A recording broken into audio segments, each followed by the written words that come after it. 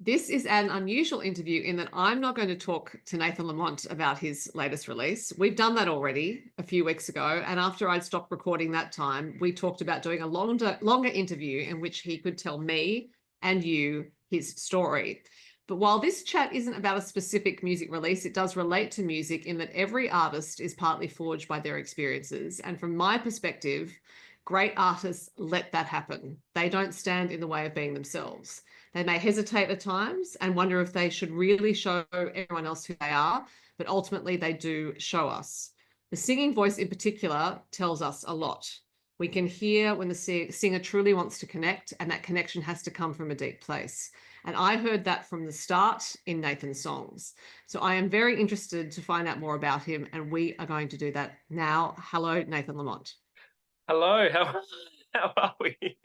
really well. It was a serious intro, It but was like it really set the tone. I'm feeling quite open and vulnerable at the moment and exposed. But I suppose this was my partly, I feel somewhat responsible because I did mention it to you, like you said in your intro, that I think it would be great, for us to share in longer form, like the Joe Rogans, like the other podcasts that go for 2, 3, 4 hours. Even like someone that I really love is Theo Von because he's someone who's really funny, but he can also be really quite deep and insightful, and someone who interviews a lot of different people and is not afraid to be himself and to dig deep. And I think that people learn a lot from those podcasts, and I kind of brought myself to this one hoping to impart my experience and story to hopefully not just share my experience, but to instill in other people perhaps that share my experience,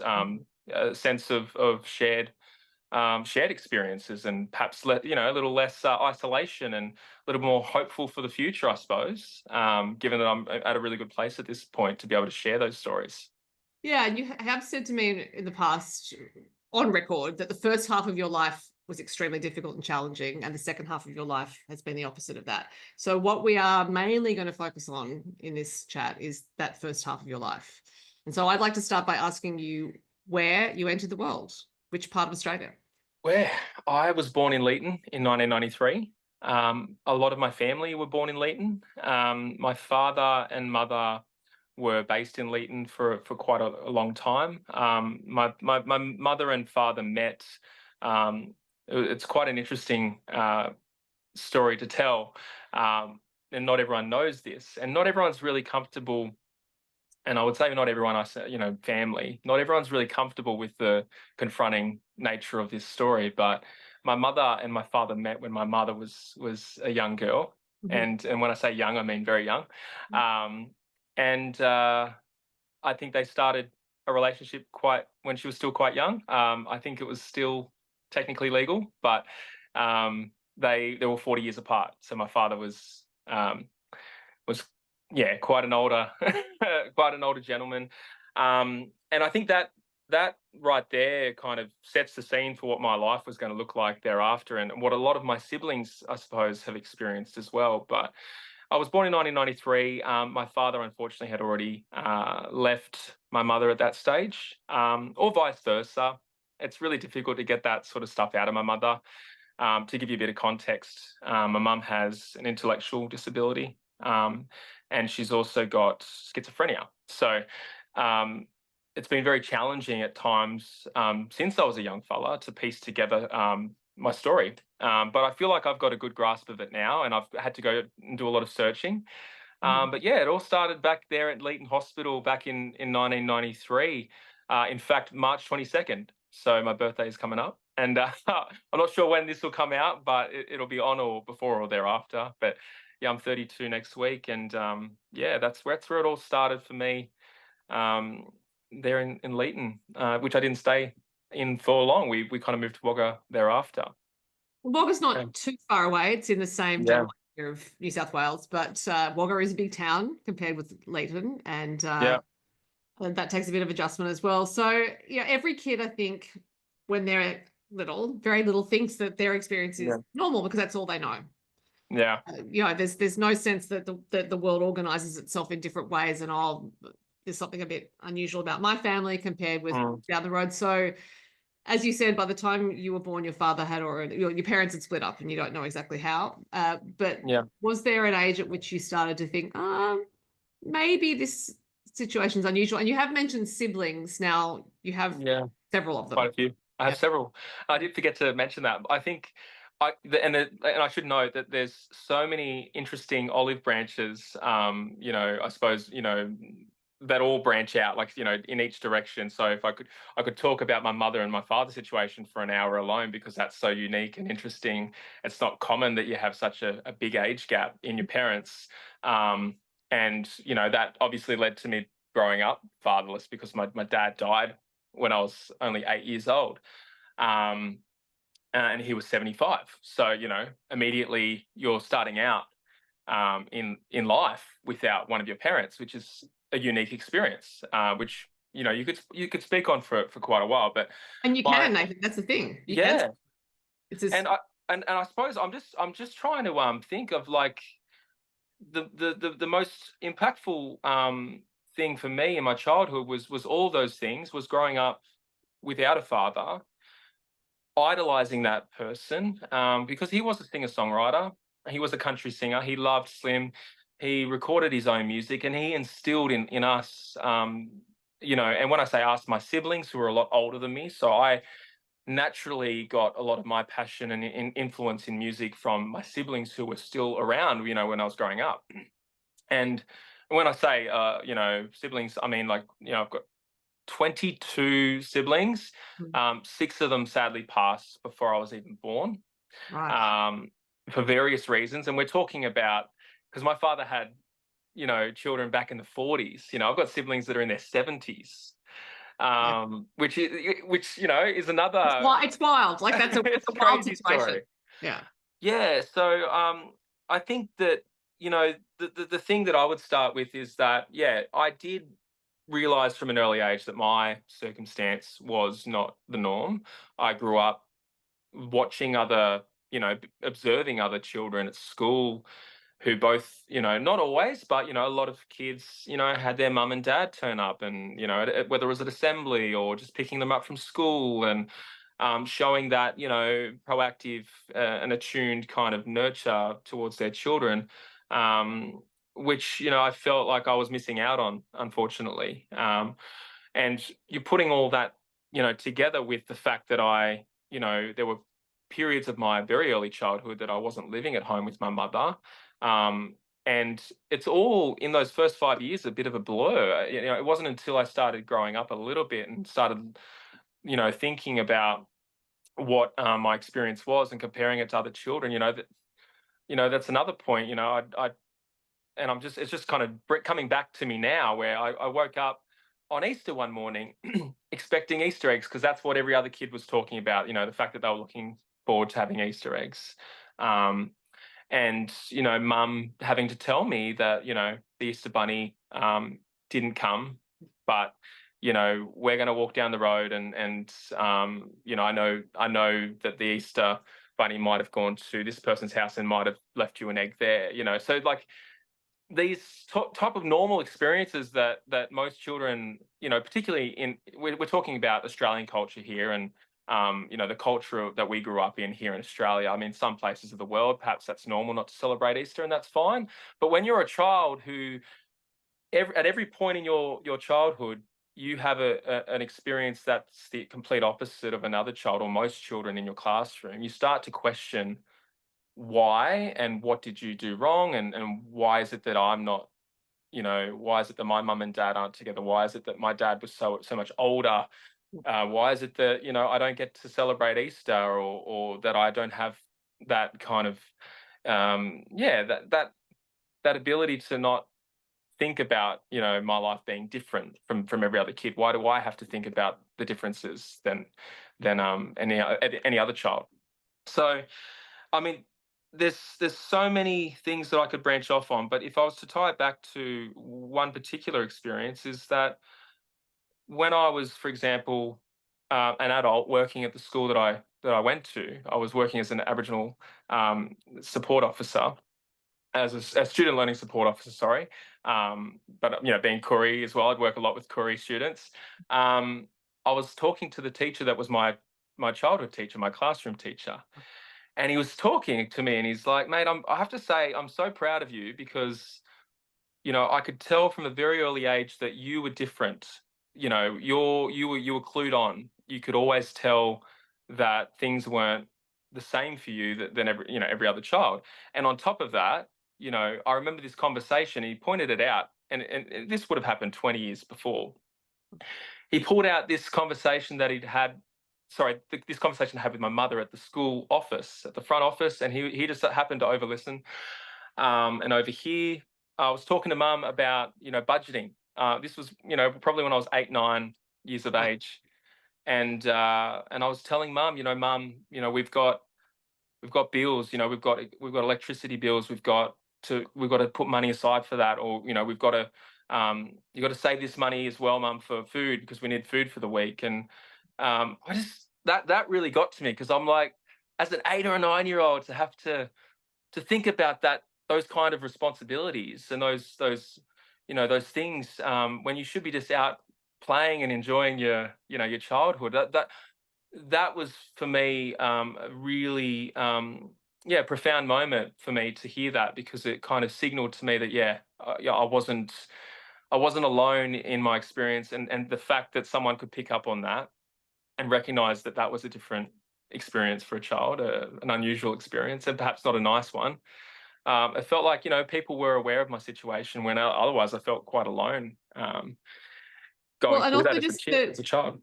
acknowledge that the fact that was pointed out to you by someone else and you hadn't remembered it meant that it was actually so normal for you, and I mean normal for you, to Mm, do that you actually, that wasn't a special memory. That's why that's yeah, why him telling you that was actually the first time you'd realized it, because you would have been doing it by default, I would suggest. yeah.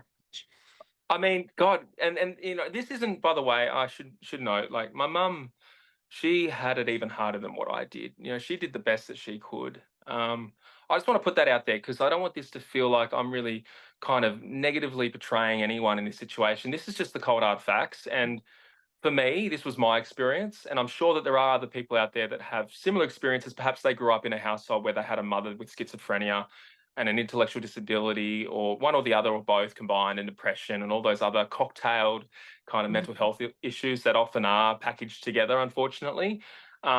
This is just to shine a light on my experience, so that I kind of can allow people to come into my world and perhaps know a little bit more about me and what my experience was growing up. But mum, just going back to what I said, mum did the absolute best she could with the tools and the mental know-how that she had. And I love my mum very dearly. But there were obviously a lot of challenges as a result of those issues, and it did shape my childhood. And yeah, that's probably what I would say before I go on to the rest of it, because it does get challenging talking about these things because it's really confronting. Um, and it's a lot to bear. Like I feel like I'm bearing my soul in talking about these things. I usually am very open in direct conversation, but putting it out there online, I think that's it's a big move for me, and I'm definitely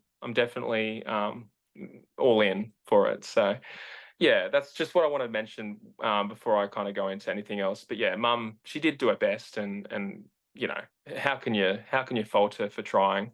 You know.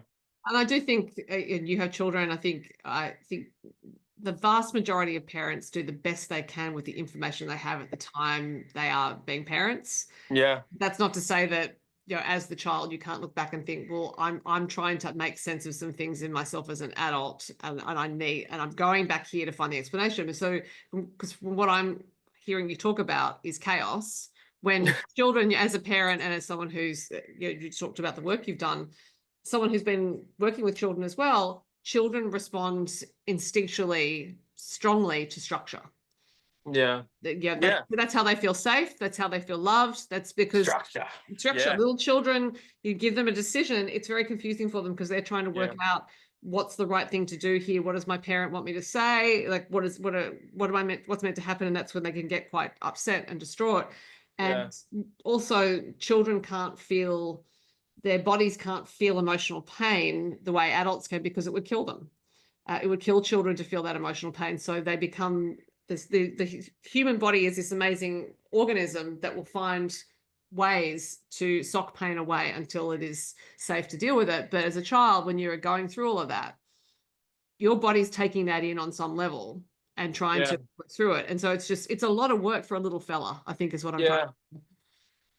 I mean, if I was to, because I know that I'm going off on like I'm not tangents, but I like I find my brain going off on And they're different not that's because directions. this is just No, no, no. all free form. You know what I mean? Yeah, Free form. there was the wrong word, but like, I feel like there's so many branches that split out and they go into 50 million different directions.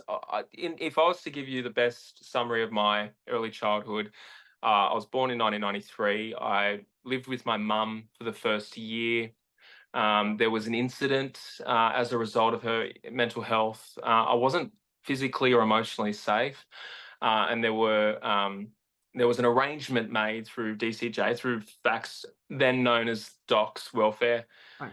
to go into a temporary care arrangement. Um, that would be on and off. So, there'd be periods where mum, being a single mum, mind you, with these issues, she still very much loved us and wanted us in her care. But she really struggled, and she also couldn't differentiate between what was real, what Right. wasn't, and was having delusions and things like that, and wasn't on the right meds and all those other things that were sprinkled in there. So we moved. Once I was returned to mum, I think it was around 2 or 3 for the first time. We moved to Wagga, Mhm. and there was a period of time that we were living in Narandra. I might add, which is a bit of a blur to me. But and being that young, I don't really remember anything from that except a few little dots here and there. But my immediate siblings, so my brother and sister who my mum had with my father, we were still as a family, we're still together. We moved across to Wagga, and that's the point where I did enter care for a lot longer. Mum, this was in the lead up to mum having my sister Carice, who's my youngest sister, and that was to a different father. But at that time, there were a lot of issues, and we did go into care, and I don't have a strong record, like written record of that, because when I went back to look for all those notes, those case notes, for those years that I was in and out of care for, and when I say in and out of care, I would go into care for several months. I'd exit care. I'd go back into care for several months. Mum would get better. I would exit care. I think the longest stint that I was in care for was close to a year, when I was 4. And looking for those documents, and the photos and the memories and the keepsakes that'll, my, just for context, like my daughter and son, in the first year of their life, I think between them, we've managed to capture tens of thousands of photos and video footage, and like just recording their whole upbringing, like, and I couldn't even find a single photo. And I think that was tough, like, because to reconcile that whole beginning stage of your life, is just gone, and perhaps it's captured in a few case notes here and there that you might. I mean, that's the other thing as well. Like the things that they were documenting Right. were tough to read. Like 4-year-old me not wanting to bond with the female carer because I missed my mum, and having a negative attachment towards any female because I felt like I was, loyal to my mum or wanting to be loyal to my mum. Like the influence of that dynamic as well, where I'd turn up to a contact with mum, a supervised contact, and mum would be telling them, "Oh, telling me, oh, you miss me, don't you, darling? You want to come home, don't you?" And then I'd be going back to the carer, and then the effect of that. like reading that stuff, going back and reading that stuff about yourself that you don't have any recollection of, it kind of helps you piece together why you grew up feeling the way you felt, which for me was just riddled with anxiety. And and really wanting everyone's feeling a sense of rejection and wanting everyone's approval and validation and wanting to make friends with everyone because I was so fearful of being left behind. And and that only made things even more difficult because whenever I would go to school, it would just constantly rub dirt into the wound, I suppose, for a lack of better expression. It would just re-trigger that sense of rejection, and um, it wasn't it wasn't until I was an adult that I was able to start looking back on these things and really recognize what it was that made my life so difficult growing up. And I think it was those early years in care. Um, and this really disruptive routine and environment where I'd be going in and out of care arrangements with different people. And each time I would enter care, I'd enter with someone different, So like that attachment phase as well, where you build, those are the building blocks of your whole life. Those first 5 years are Yeah. so important. And I still, I still have to live with that knowledge to this day. Like there's no way of really healing that part of my life other than kind of healing through my children and healing through my decisions moving forward, and kind of accepting it for what it was, and like Mm. and it made me who I am. Yeah. It's made me, um, from what I believe, a really attentive father who wants the best for his children, who doesn't want to put them through what he went through. Um, overcorrection, perhaps a lot of overcorrection. A lot of photos, a lot of videos. I don't want them to come back later on in life and go, "Dad, where is everything?" Yeah. Like I did. So yeah, it's piecing it all together and trying, because how we form our identity. Where you're from, who are your parents, what what what photos do you have from your childhood, what are your memories, all those things. Yeah. Those kind of help build us into the people that we become as adults. So yeah, it's been an interesting journey. But yeah, did you have any questions on what I said? Because I'm sure that you've probably got a few. Because I could keep going on like on in a completely different direction. And I'm very happy for you too. I just wanted to, it's not a question so much as an acknowledgement that as that in being an adult, going back and looking for that information, the intention for some might have been to find things to blame. Oh, this is I had this upbringing, and I'm not happy with who I became because of it.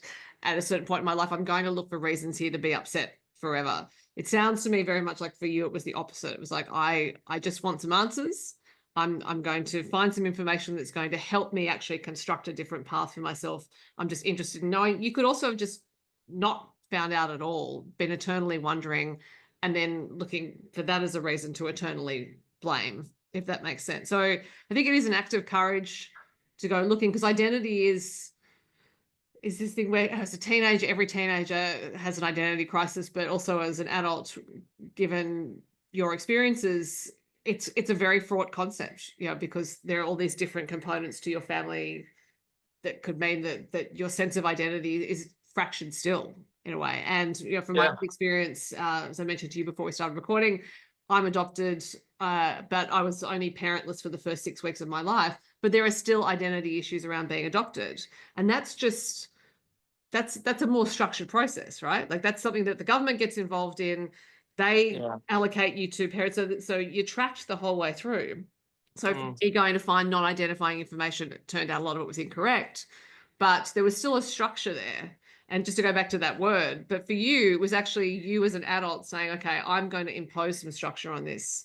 I'm going to make the decision to go back and find that information. And instead of actually letting it draw you back into chaos, it sounds like it actually had the opposite effect because of the decisions you've made to make it constructive. That's my interpretation of what's gone on.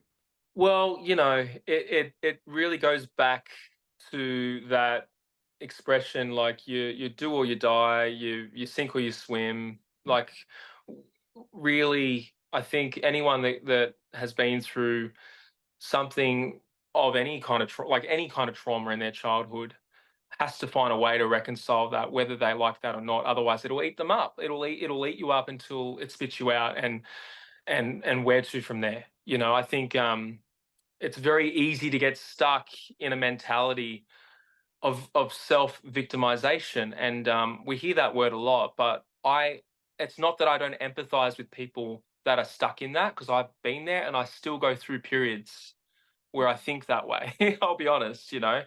I think you have to pull yourself out of it. And, if I really, who can I point the finger at? My mother, who really didn't understand what was going on. And I've had to fight those feelings, because I tell you that I still struggle and I still am triggered whenever I spend time with my mother. I regress. I go straight back to being that little 10-year-old Nathan who was forced to think about things that no child should have to think about, forced to do things in order to get by.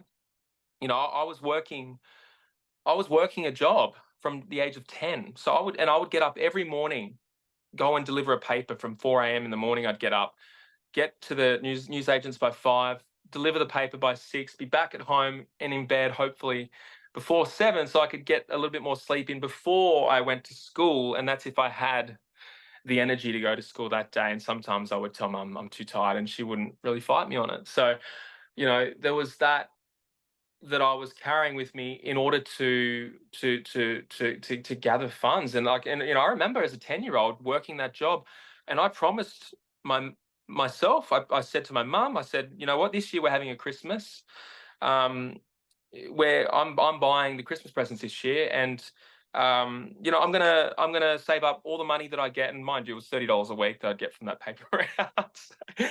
Not a lot of money, a bit of child slave labor wages. But $30 for me back then was a lot of money. And perhaps back then it was still actually a lot of money. $30. I mean, probably that's what $100 today. We're talking about 20 years ago now. So and I saved up weeks and weeks, months and months worth of money.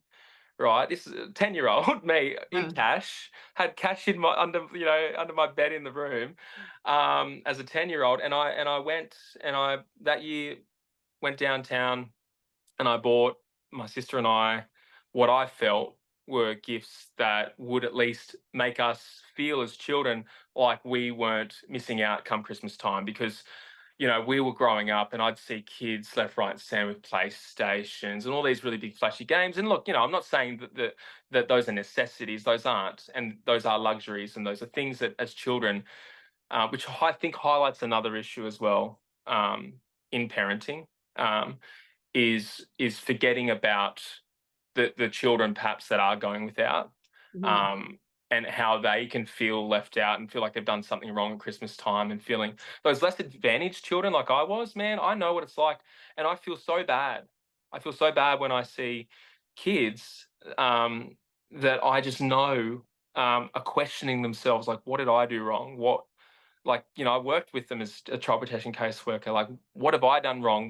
Why didn't Santa want to bring me this gift that I really wanted, but they gave the person across the road like 10 million different gifts. Like, these are things that as adults we don't even really think about, but as a child that went through it, I know exactly what it's like. So I didn't want that for us, for that particular year and for the years thereafter. And I even said to mum, look, I'm not even going to tell my sister this. And my sister was 5 years young. She was like 5 or 6 at the time.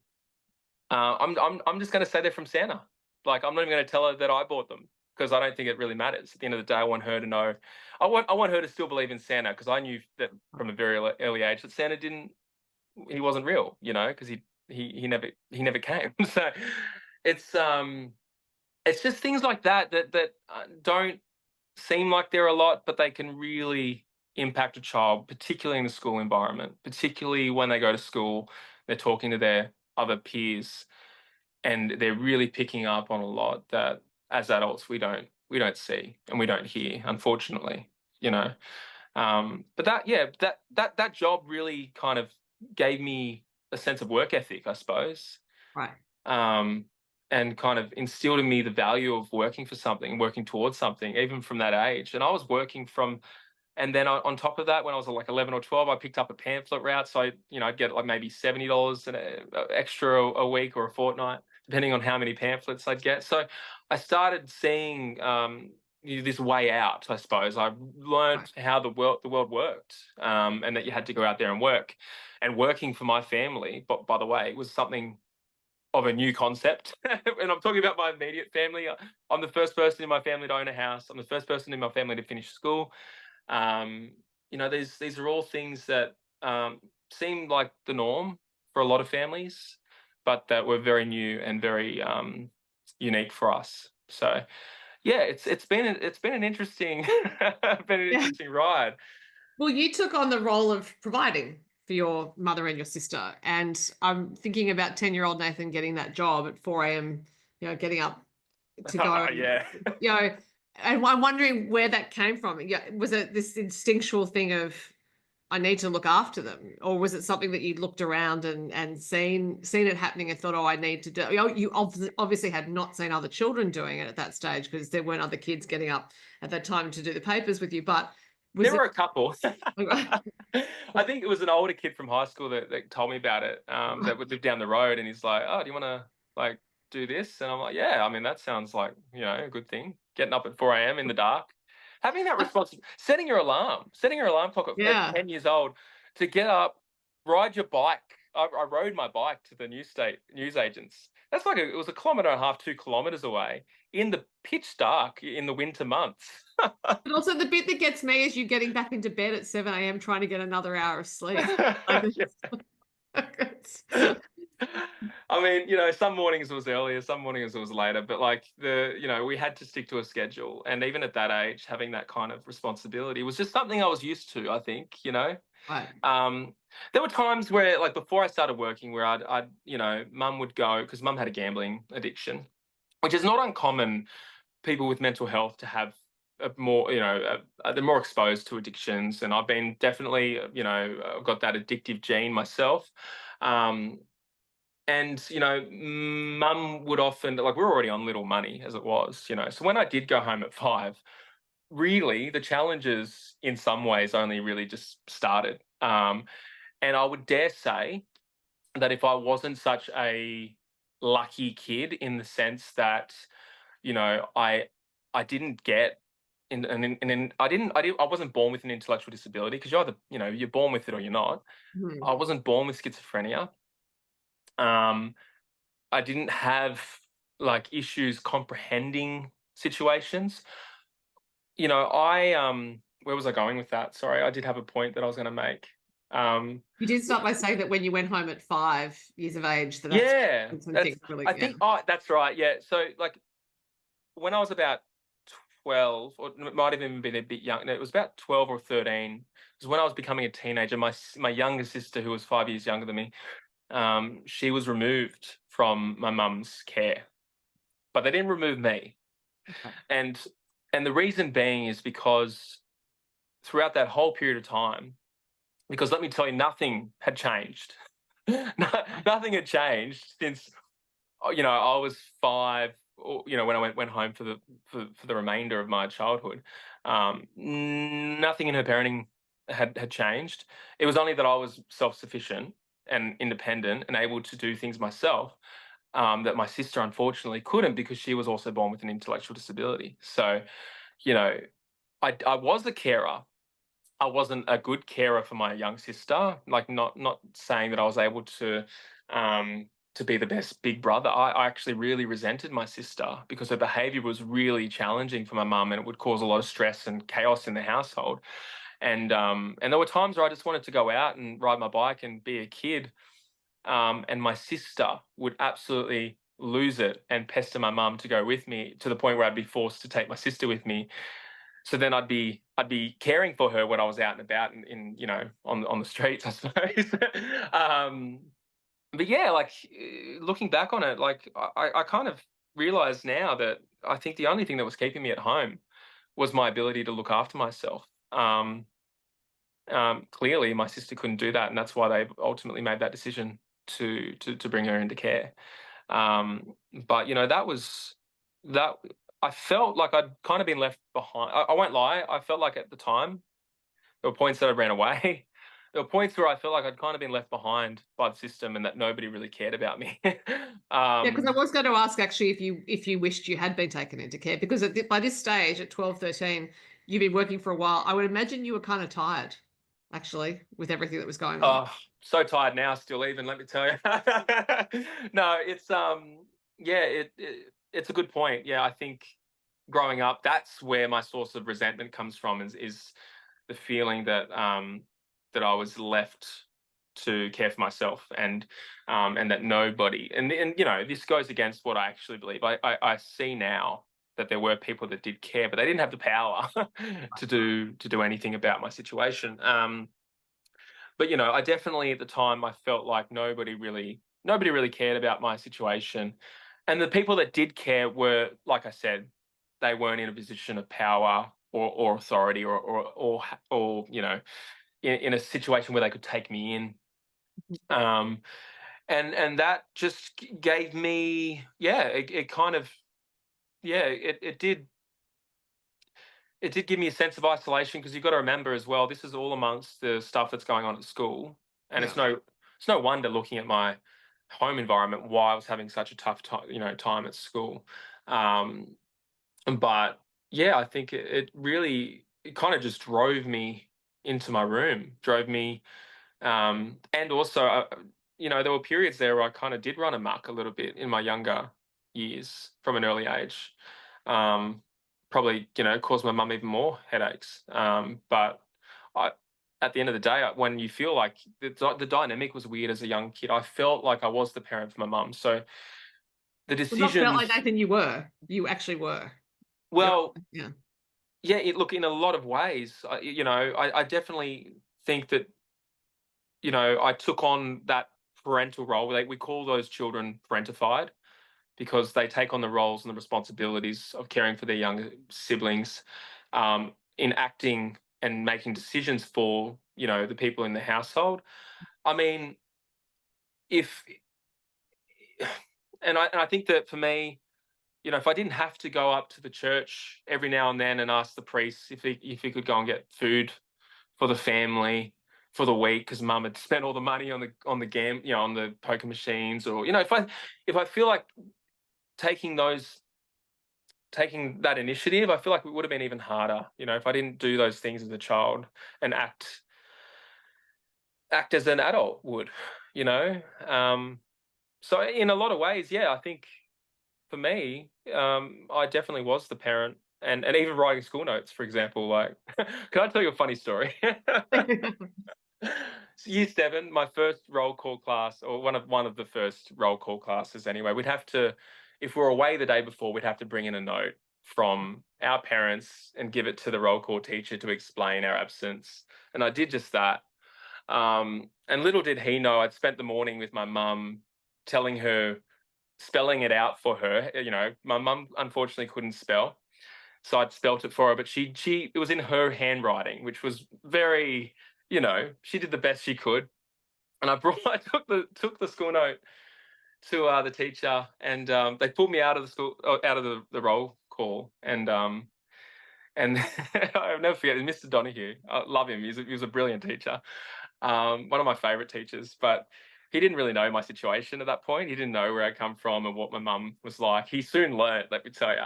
But he's like, Nathan, mate. He just started laughing. He's like, mate, you can't give me a note that you've written yourself. Like, come on, mate. And I was like, sir, my mum wrote that. And I said, if you don't believe me, give her a call right now. And his face dropped, and he was like, oh, mate, I'm so sorry. I'll never forget that moment, because it was just one of many, many interactions that I had with adults as a Right. child, when I could see it on their face, when it dawned on them Mhm. that they were dealing with the child from a different, situation. Um, it immediately would change the way that they would interact with me. Like, in a apologetic way, I'm so sorry, like, in an Mhm. empathizing way, but I kind of took advantage of that as well.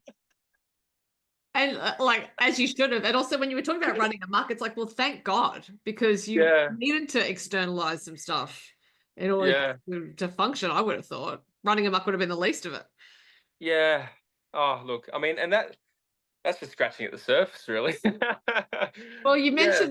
you mentioned school and difficulties you've had at school, and you did put something on Instagram a little while ago talking about Mm, things that had happened to you when you were young, and well, touching on them, I think is probably more yeah, accurate. So home was unstable to say the least, and of course, yeah, school for some kids is a refuge either because they love learning or the school environment's really supportive. It doesn't seem like that was the case for you, which meant that there was really no space in which you had some stability and safety. yeah. No, it was tough. It was tough. Like, uh, man, there were days, there were weeks. My absences from school as a child were through the roof. There were days where I refused to go. I just didn't. It wasn't like as chaotic as my home environment was at times.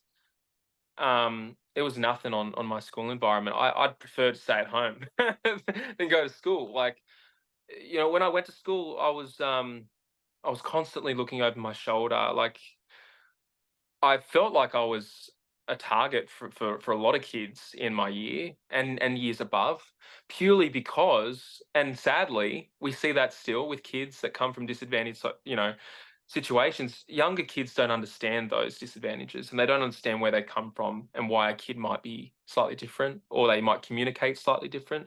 You've got to remember, I went home when I was 5. Up until that point, I'd been in and out of care between the ages of 1 and 5. My and then when I went home, I was learning how to Mhm. communicate from my mother, and half the time my mum, you know, would talk at a much younger age level. Um, she was also schizophrenic, so differentiating what was right from what was wrong, that it was an absolute nightmare. There were things that my mum would say that would really scare me that I thought were real because she believed that it was real. It wasn't until I was a little bit older that I could start to tell mum, no, mum, it's not true. But, like going from that into the school environment, I was not equipped. I started when I was 4 turning 5, which is, challenging for any kid that comes from a supportive childhood and nurturing environment. So I was a lot younger than the kids in my year. And on top of that, I didn't have the social skills.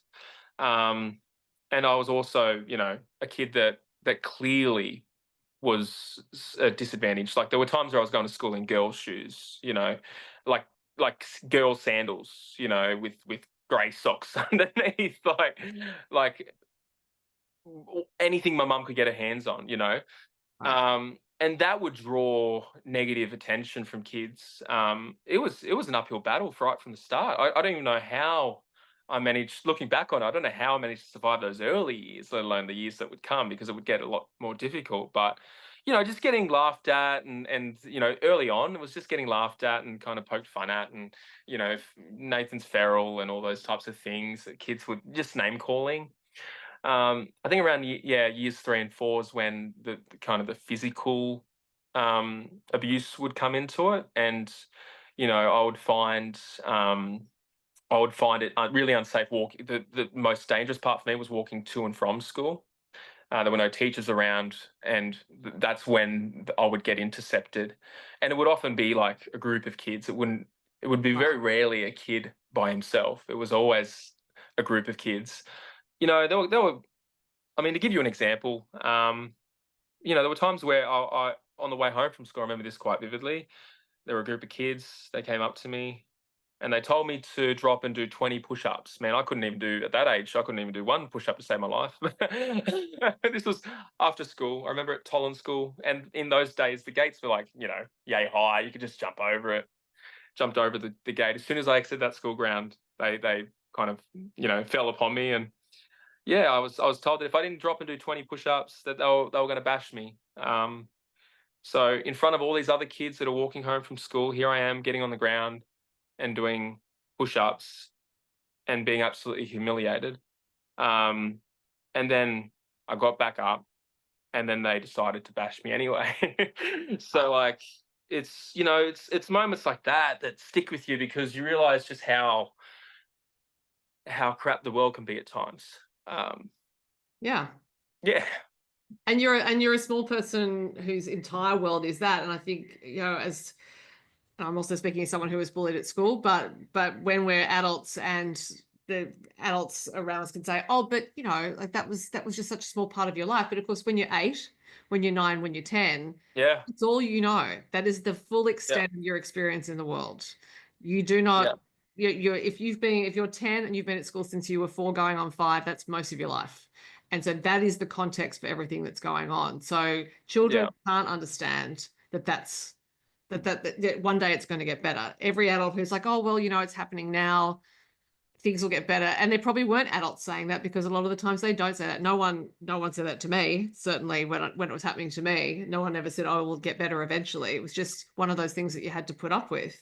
yeah, But it really does take root, as I said earlier, about children feeling emotional pain, and that's not something that I made up. That's something I remember discovering years ago. Is that if you look back at the child you were and how extraordinary he was to actually live through that, move on through that, get up every day, do your paper run, you know, do the best you could to look after your sister, look after your mum. That's It's an incredible amount of fortitude, especially given that at that age you don't. It's not like you think, "Oh, well, I have this inner core of strength and I know who I am and I'm going to forge forward." You don't have that awareness at 10 or 11 or 12 or 13 or 16, even, like with those years that you go through. It's incredibly hard. So just to acknowledge the the and I don't think it's a stretch to say it's a horror when you're going through that at that age. Every day is a horror. yeah, Leaving aside what was going on at home, going to school knowing that you had to run that gauntlet to and from school, and the anticipation of what that must have been like for you, particularly during the day, knowing that going home from school was going to be another fraught time. That's absolute terror when you're that age. When you're little, and some kids are going to be bigger at that age, and of course they're hunting you in a pack because that's yeah, for them. And the thing about school bullies, well, bullies of any age actually, is that they love to target the things about you that can't be changed. It's never yeah, anything that you have control over. So it's Nathan's feral because of your circumstances. That wasn't something you could change. You're a kid. It's yeah, always eye color or hair color or anything else that you can't change. mm, And how convenient. And yeah, at this age you can look back and say, well, clearly they had wretched parents because they learned it from someone. They learned to be bullies from someone, but yeah. it But doesn't help. It doesn't really help, actually. and that's where I struggle, because I agree with you, but I also, on the other foot, sure, on the other foot, I went through. There were times in my childhood where there was a lot of violence that I was exposed to between my mum and her partners, and you know belligerent drunks that she would be with, and things like that. A lot of scary situations, and there was definitely um there was a lot that impacted on me and how I saw the world. But when I hear the narrative, right, and I'm sure we've all heard the narrative, oh, well, little Timmy, he beats the kid at school because he gets beaten at home. I'm sorry, like, that is just BS. Like, Yeah, the you're amount right. of Actually, you're the amount of absolutely right. times, because even as a kid, and this maybe, and I'm welcoming an open debate about this. Perhaps, when people watch this, feel free to comment and let us know whether you agree or not. But it's the same token when we hear the risk of children that are you know uh, I'm not sure if we can say that word, but Mhm. abused in that way, Mhm. then are more likely to go on, which I think statistically is true, but the most children that experience that do not go on Mhm. to commit those offences. The vast majority don't. And I think that rings true for my outlook. I think that I don't believe in this, excuse that childhood bullies, they're just taking out what they cop at home, because the last thing that I ever wanted to do, and maybe it's just my character, my temperament, and my personality. I was someone that, despite what I went through at home and despite my challenges, I wanted make friends with everyone. I was not confrontational. I wanted to be friends with everyone. So like it affected me on an like emotional level when people didn't like me, because all I wanted to do was be accepted and to be friends with them. And I think I can count on my hands the amount of interactions where I would deem fights as a kid that I had, and those were all almost always triggered by having to defend myself or Right. trying to defend myself. If anything, all of them, because I can't remember every single interaction I had as a kid, but I can tell you for certain that I was not out bullying other kids and making them feel like absolute crap and saying terrible things. Because the last thing that I ever wanted to do was make another kid feel um, feel isolated, alone, attacked. Like that would, like, even today, for example, if I say I'm such an overthinker, and this is all my childhood anxiety coming through these to this day. If I even say something that I feel like might have offended someone or maybe upset them or something like that, and this is something I've got to work on, because there's nothing wrong with being assertive in a healthy way, but even if I feel like I might have rubbed someone the wrong way, like that'll sit with me, that'll play over my head, like, God, did that come out wrong, did I say something that might have upset them? I'll text them, hey, I'm so sorry if you took it this way, like I mean? Like the last thing I would ever want to do is leave a sour taste in someone's mouth. I think that probably stems from my childhood and desperately wanting to be, and that's what kind of, and not to go straight into music, because I feel like I'm really enjoying talking about this. It's helping me kind of process it all. um that's really what drove me into music, because that was like the first environment where I was widely kind of accepted. Like that's kind of drawing back on those childhood feelings. I think what kept me on stage was that sense of acceptance and that sense of validation, and that's kind of probably the only environment where I felt that as a kid, to be honest.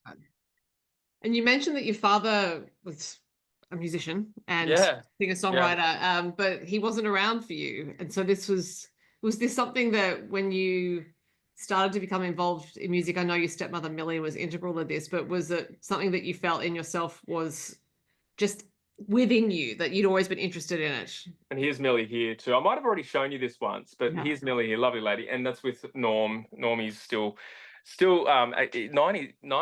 95 this year, actually, Normie. So he's going strong, but sadly we lost Mill a few years ago. And sorry, I missed the question, because I was Oh, like, as that's soon as you said right. Millie, I'm grabbing that photo. It was more whether, I mean, given that Sorry. your father hadn't been there to pass on music to you, it's Yeah.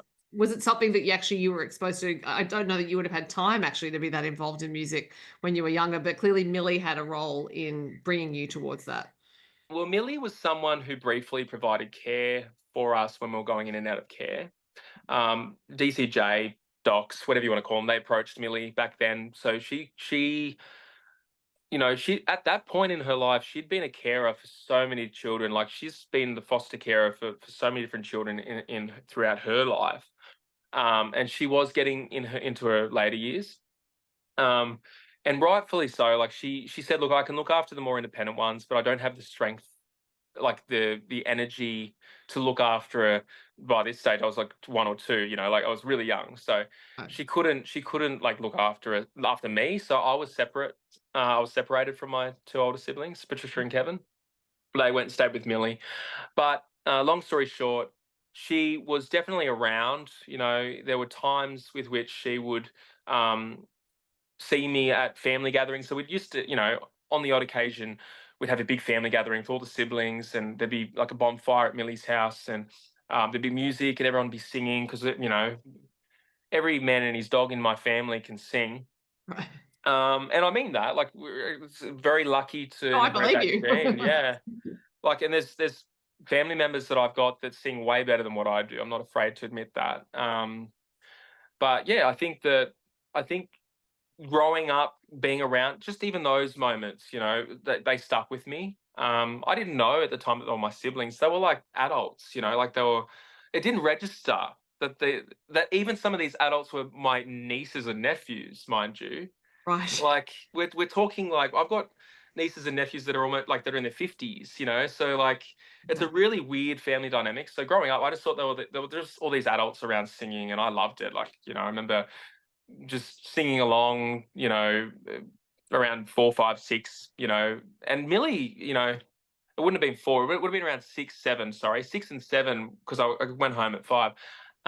6 and 7 was those years where Millie kind of cottoned on to my interest and my, you know, my I suppose my yeah my peaked interest in the music, and she you know she'd obviously heard me sing around all the other family, and she was like, right, Nathan, we're gonna put you in the talent quest, you know, that kind of thing. And she ran a bus every year to Tamworth religiously. She was the chair of the Lead Music Country Association, and every year, her and all the ladies, the lovely ladies, mind you, the two genies. Oh, you know, I spent hours talking their ear off as a young fellow. I feel sorry for all the hours that I spent annoying them on the bus. But you know, I also loved hearing from them because they were like, you know, 80 years older than me, so they had, you know, a lifetime of knowledge that they were imparting onto me as a young fella.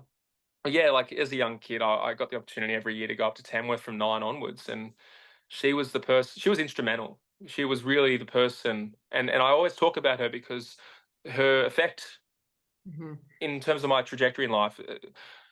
I do wonder where I would be, you know, whether I would have found my love for the stage, maybe I would have, maybe I wouldn't have, I don't know. Mm.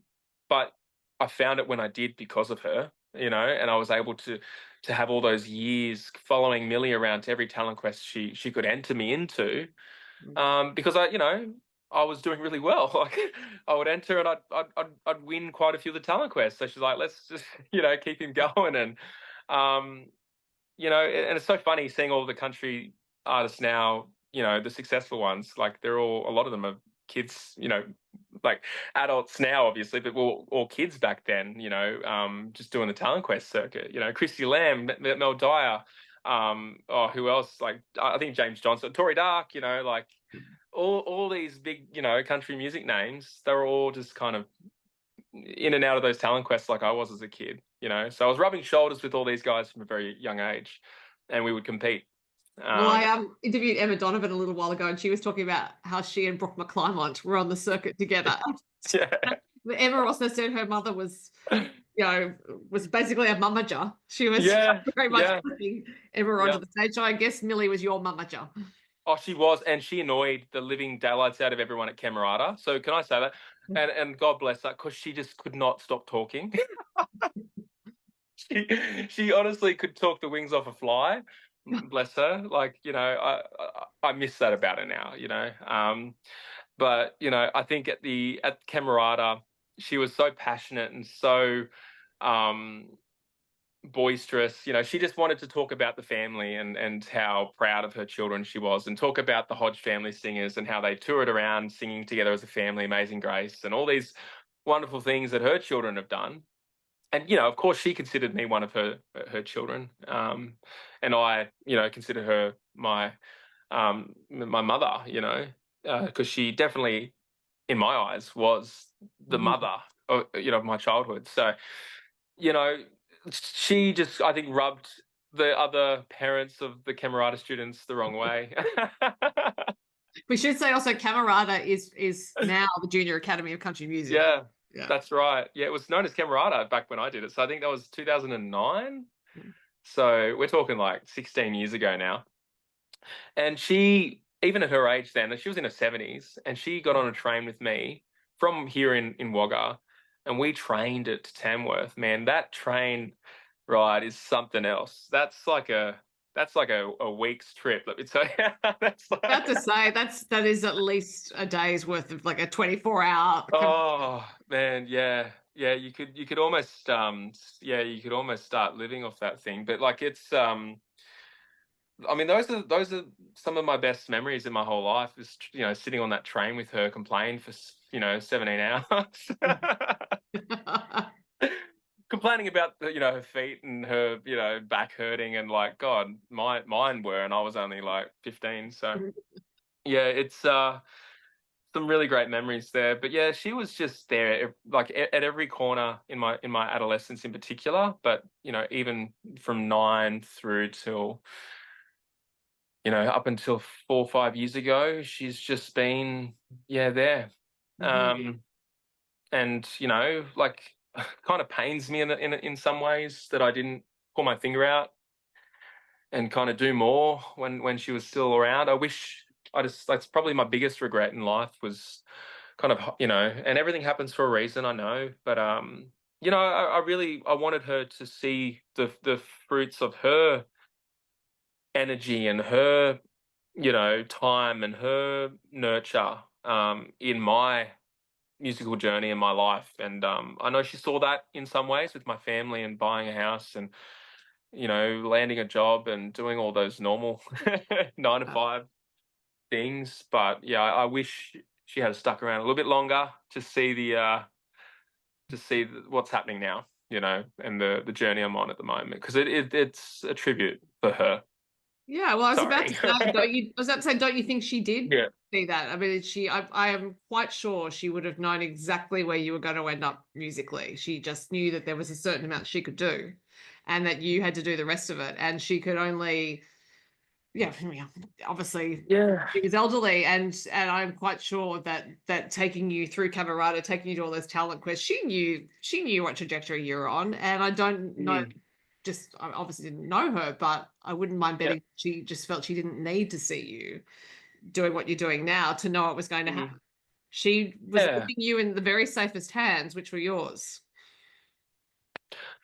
Yeah, that's I've never heard it put like that. And it means a lot. I think we can't stick around forever at the end of the day, and we're lucky to have them before they go, the people that really mean something to us. And I'm sure we all can at least identify, if we're lucky, that one person that kind of made them feel this immense sense of unconditional love, if we're lucky. Yeah. Um, and whether you get that from your parents or not, I don't think it really is important that you get it from your parents. I think it's important, however, that you get it from at least one person.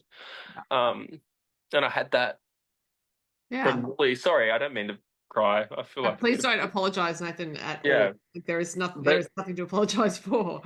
it's yeah, like as difficult as things were. It's very easy to talk about all the negative stuff, but um, it's also just as easy to talk about the people that got you through it. And Millie was like someone that just she had a bigger heart than most. Let me tell you, she took in so many young kids. Like she was a foster carer for so many children throughout her life, and there's been so many people that she's touched. I'm only one very small part of that, and that was towards the later stages of her life. But it just speaks volumes for the type of person that she was, and that's despite what she went through and losing 6 children.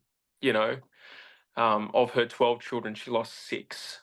Um, so despite that, which a lot of people couldn't come back from that kind of trauma, she still had room, in her heart to do the things that she did. So yeah. Well, and I also wouldn't mind betting that once she saw you sing, because she was obviously someone who loved music, and there's just nothing better than coming across that kind of talent. Like it's just, I'm sure that that was glorious for her. That she just thought, wow, I get to take this kid around, and he's so good.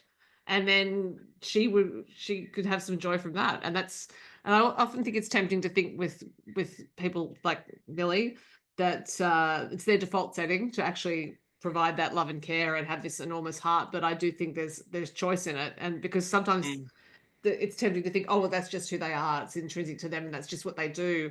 But I do think, they do it because they want to. They mm, do have this expansive heart consciousness that can radiate yeah. outwards and take people in.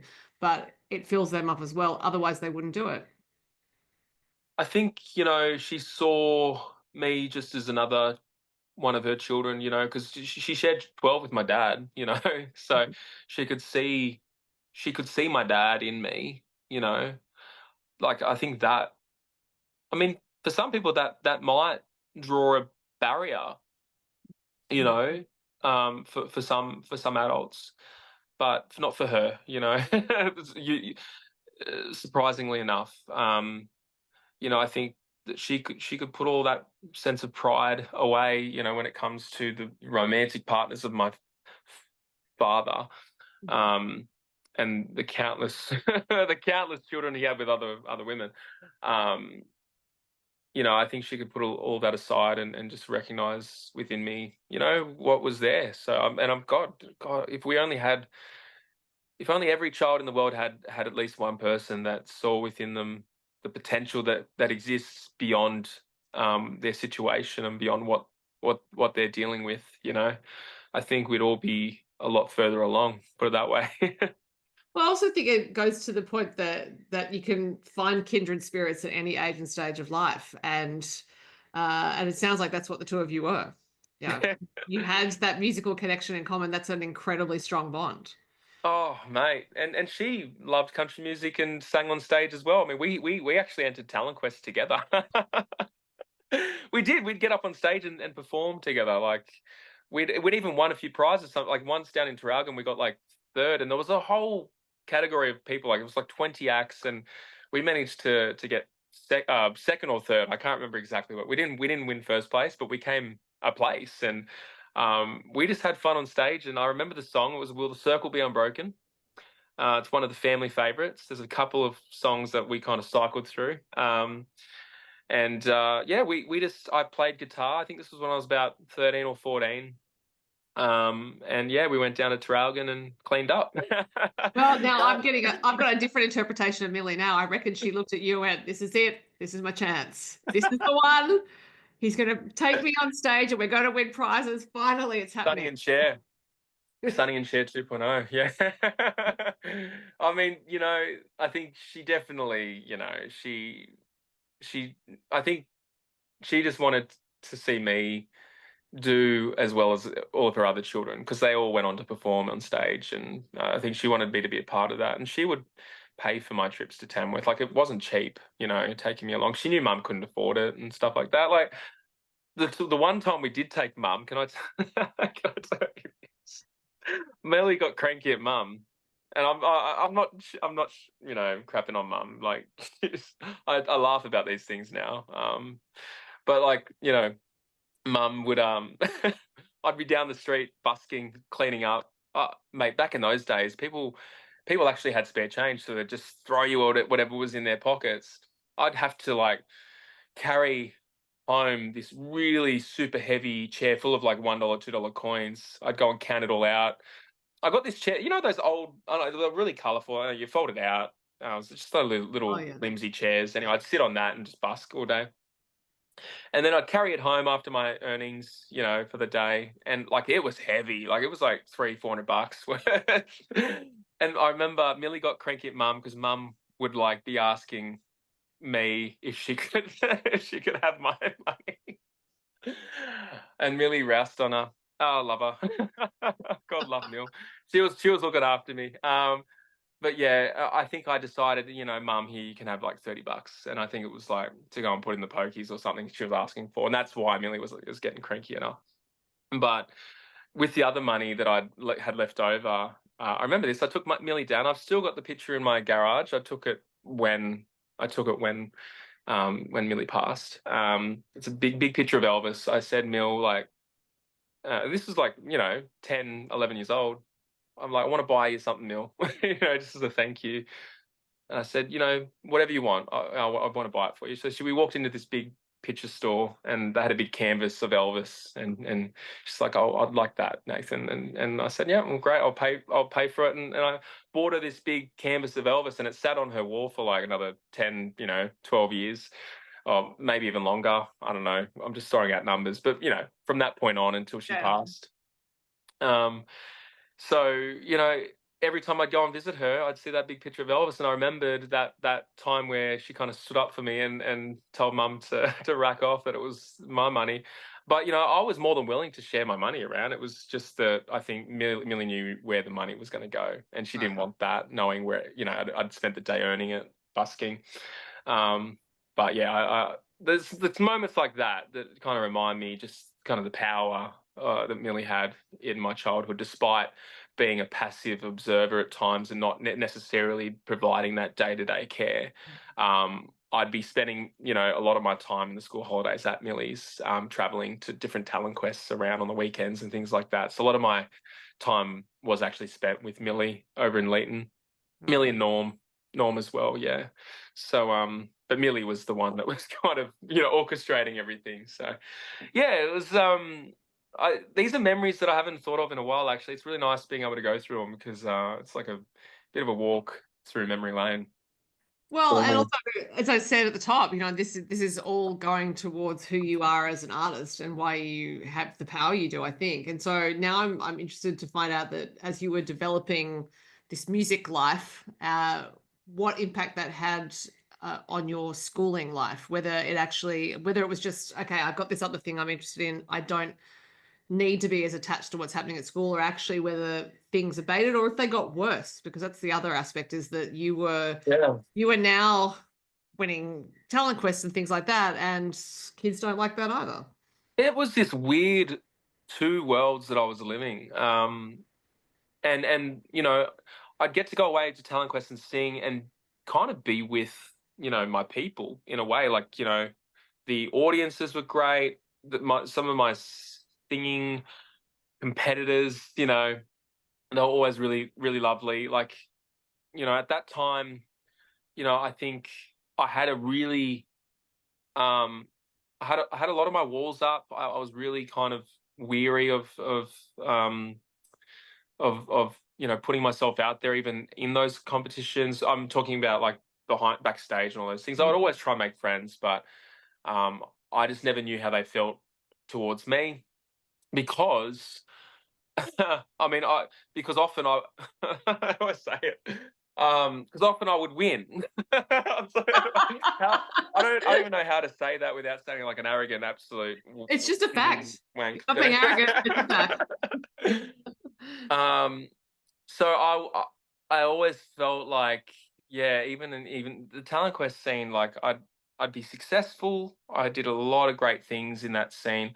Um, but I felt like there was this like, oh, do they hate me because I beat them? That kind of competitiveness in Mm. particularly in children. Like I don't think children's brains are designed to cope and to be able to navigate those types of dynamics where you feel like you're competing for Yeah. other people's attention and validation, and winning's the ultimate validation and sense of pride, and you want to win for Millie and like all those things. So like I don't know, like I definitely didn't it's not that I didn't make friends in that through that circuit, but like I felt like there was always this kind of the guards were up a little bit, I suppose, if that makes sense. Like everyone was always super nice to each other. um and if anything, I probably had to stop myself from getting too cocky as well. Like in that scene, in that like that was the one scene where I felt like I had control over what happened. You know what I mean? If that makes sense. Absolutely. Like that was the one environment that I felt like I could influence the outcome, and my performance is ultimately what is going to influence the outcome. So, that was where all my focus was. That was the kind of the point of my focus. That's where everything led. And between talent quests, I'd be practicing for the next talent quest, and I'd be in my room, kind of strumming away, and like that was the thing that was grounding me amongst everything else that was going on. And I'd be in my room practicing and practicing and planning on what I was going to say, and you know planning on ways that I could make the audience kind of fall in love with me in ways like what can I say and do and look like, and like what can I wear, all those things. Like it was a real bizarre kind of looking back on it as well. Like it's not the norm either, I suppose. But yeah, that's the one thing that kind of kept me preoccupied and kept me distracted despite what was going on. So um the point that I was making with that, I was trying to find the point of what I was trying to say. School, I think that only put a target on my back. Yeah, I think that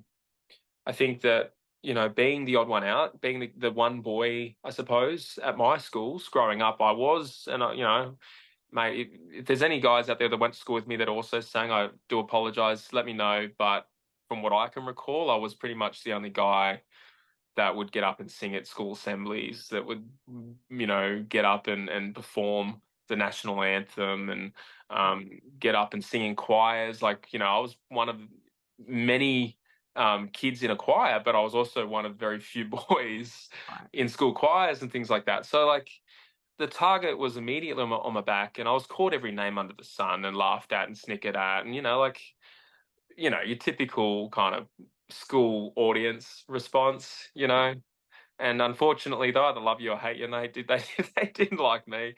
I don't know if it was just because I was different. Um, they would call me a lot of like homosexual slurs and things like that. And I think, it's because I was a young prepubescent boy singing Michael Jackson songs wearing an afro. Like, they would dress God forbid. for school performances. They dressed me in this like little afro singing like ABC and things like that. Oh God, they didn't paint me. I'm just letting you know. Could you imagine? God. Oh God, as a kid, wouldn't have left me. But in terms of like those types of things, like, it was pretty rough, And how did I have the strength to get up and do it despite knowing what I was going to cop? I have no idea. Couldn't tell you. I just loved it too much not to do it. Well, I think also in the context of things you already had to do in your life, it may not have seemed that much more difficult, if that makes sense. It sounds terrible to say it, but in a way, you kind of knew what was coming, right? Like you'd been through it before. It's like, oh well, this is going to keep coming. So Yeah. that's at least I know to expect it. Yeah. Yeah. I mean, I think that, it's probably it. I think it was just like nothing for me to, like, it was just the norm. I think when you go through something enough, like, it just becomes day to day. Like, yes, it's like, it's fear, like you fear what could happen. Like, you fear walking to school, you fear walking home. Because, that experience that I told you about school, like, that was one of many instances. Like, even in high school, like, it didn't stop. There's this one person that was relentless in high school, and I won't name their name. They know who they are, and they know that when I talk about my high school experiences in particular, they know who they are. Like, it's not a question, and I don't feel like I have to bad mouth them, because I don't know what they're like as adults. Like, they might have completely changed their the way that they treat people. But I can tell you now, if it's anything like they treated people in high school, then God forbid. But like, there's certain people that really did target me for whatever reason. And when you're actively trying to avoid them, and they're persistent, and they're like trying to find you, and it's it can be tough, and especially when you try and, I think the hardest thing about that is like how the school manage it as well. Because unfortunately, I'd flag things with school teachers, but it would either fall on deaf ears, or they would always question, what did I do to incite the situation? That's kind of like blaming the victim, as per usual. We see that all too often. Or they would, rightfully so, try and get us together in the office and mediate, or, remediate, whatever. And the bully would say all the right things, all the right things, and was very charismatic and apologetic, and like, and had time to work on his story. That's the I other was thing. just It's like sitting, the like, bullies have always got the stories worked out. I was just sitting back in awe, like just watching this different person, like, and then I'd walk out, and then he'd be like, like, I'm gonna get you, like, so, Yeah. It's so like, it's almost like, such textbook bullying that it's funny to talk about, because, like, it's just like exactly what they portray in the movies, and like and anyone with like who's been bullied before, and we're talking about not a one-off incident of something happening. We're talking about repeat behavior that's persistent and that's specifically targeting you, and is wanting to instill that fear and sense of terror in you. Like that's bullying, and that's kind of that's, I'm sure, like you said you've been through it. Oh yeah, for There's years. Yeah. countless people that have been through it, like, and we've seen the effects of that on young people, feeling like there's no way of escaping that. And it's Mm. sad, like, to see that some kids don't make it out of school, they don't make it Right. home, and like, how do we get through to the bully? I don't know. How do we kind of, it's like pie in the sky stuff, but like, I don't know what I want to. I think that posting that thing that I did for me was the first time I ever posted anything like that. It wasn't even about that at the time. It was just kind of reflecting on where I Mm. was at this point in my life and kind of how far things have changed, how much things have changed. But it became a bit of a statement piece against bullies, and I think we need more people out there being open about their experience and not being fearful of judgment. I definitely had a few interesting perspectives in the comments section, Right. questioning, my manhood, and questioning, um, my ability to protect my family if I'm so emotional, and like just really skewed Right. ways Okay. of thinking, and completely missing the point of the video, which was that of joy and that of shining a light on the issue, but being positive about it and instilling hope and a sense of, just a sense that the light is at the end of the tunnel, and if you get through it, and if you get the help that you need, of course, that you can make it through it, like I did, like countless others do, like yourself. So like, it's really a message for the young people out there that feel like they're stuck and that there's no escape.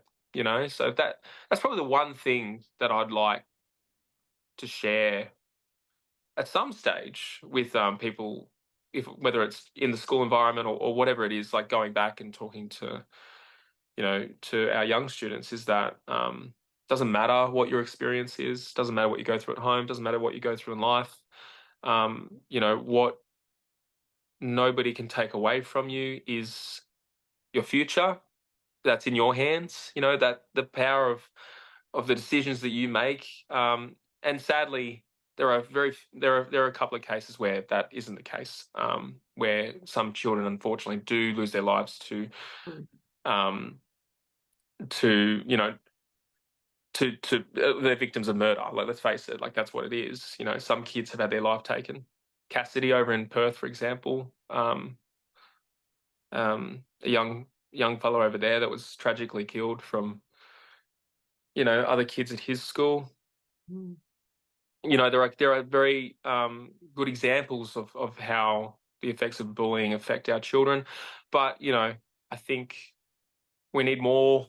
We need more done at a government level, at a society level, at a community level to we're seeing that, for example, with domestic violence. We're seeing the countless we're seeing the countless people come out and actively speak against domestic violence, which is great. It's still a massive issue, of course, but I think we need to be shining a light on the effects of bullying in school and how it can affect children, and it can ultimately be life or death for them. I think we need to take it more serious than what we do effectively.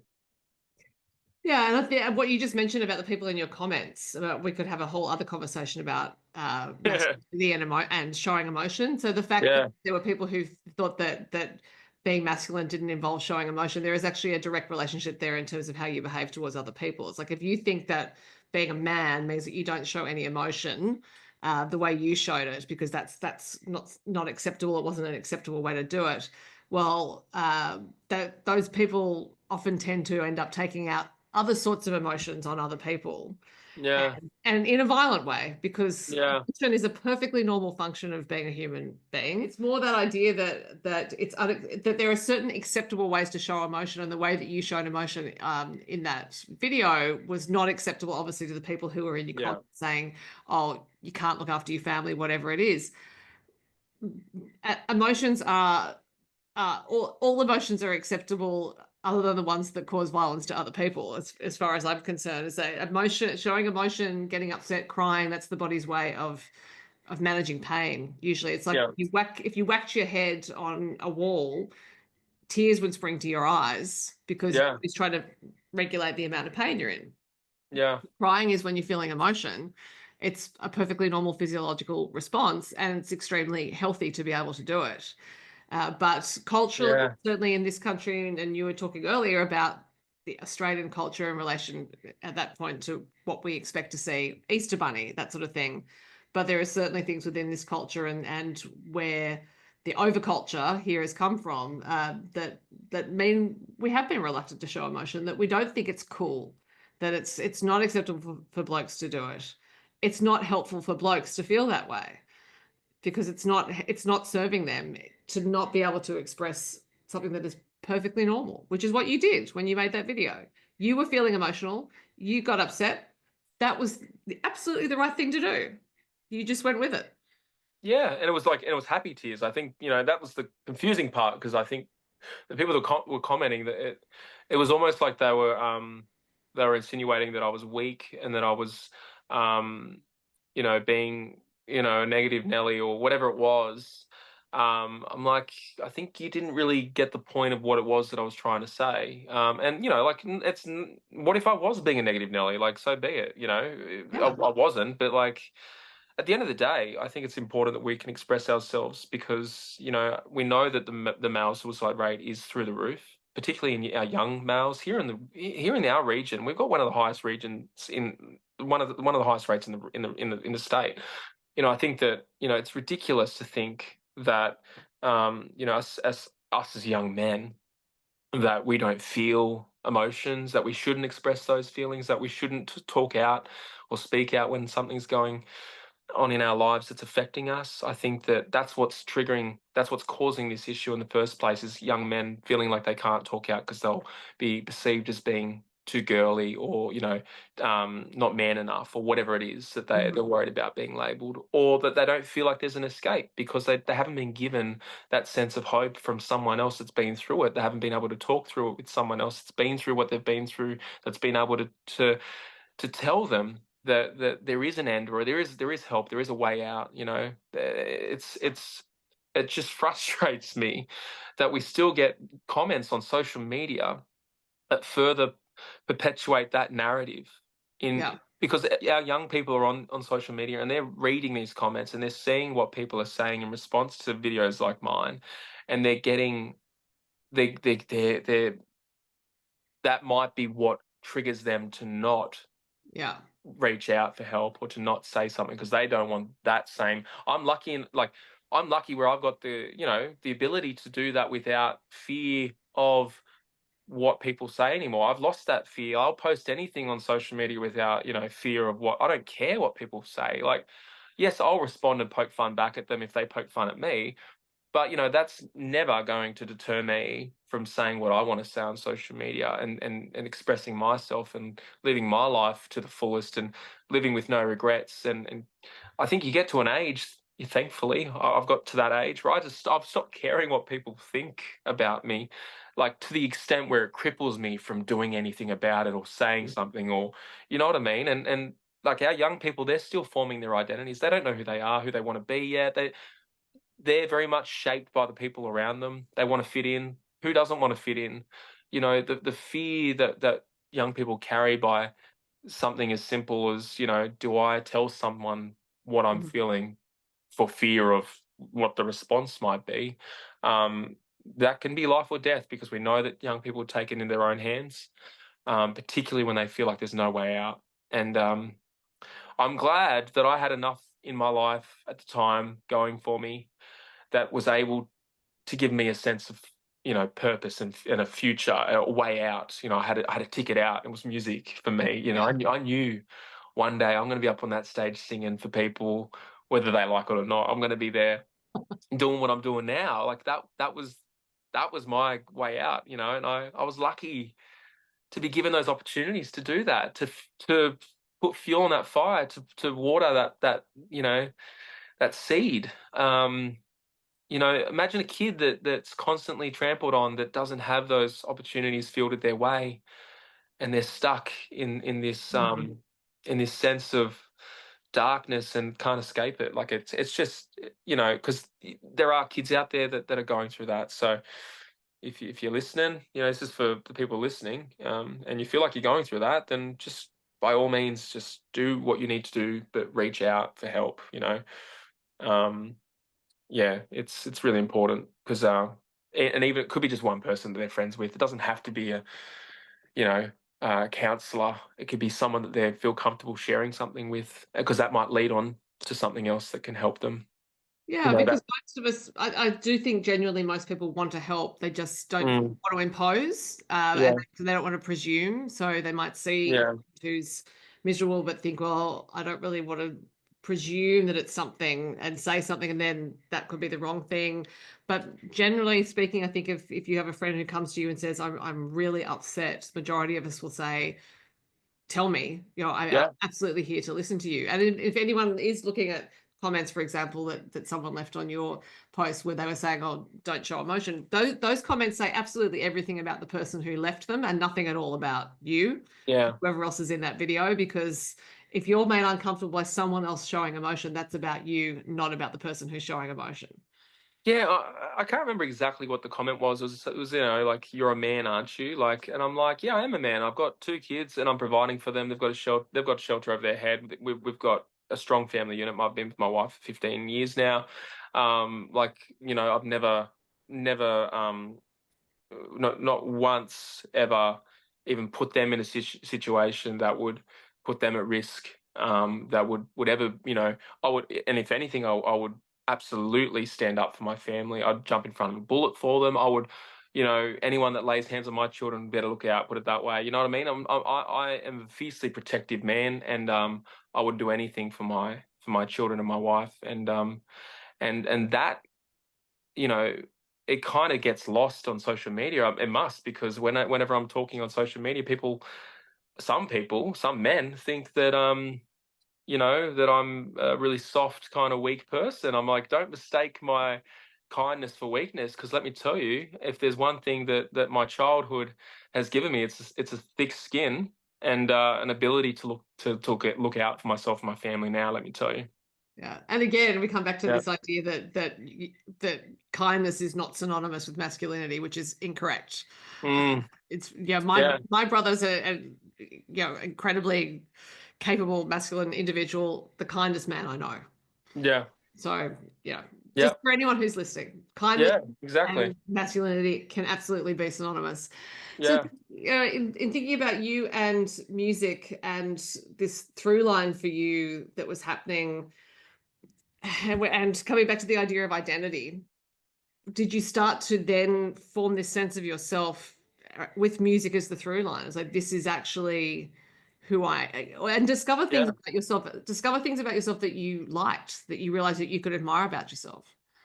Look, I think that music was the driving force behind all of my character traits. Like, my sense of value and self-esteem, it all stemmed from my ability to sing. My sense of hope in the future all stemmed from, the dream of one day being able to tour the world. We're talking big dreams of, like Garth Brooks level.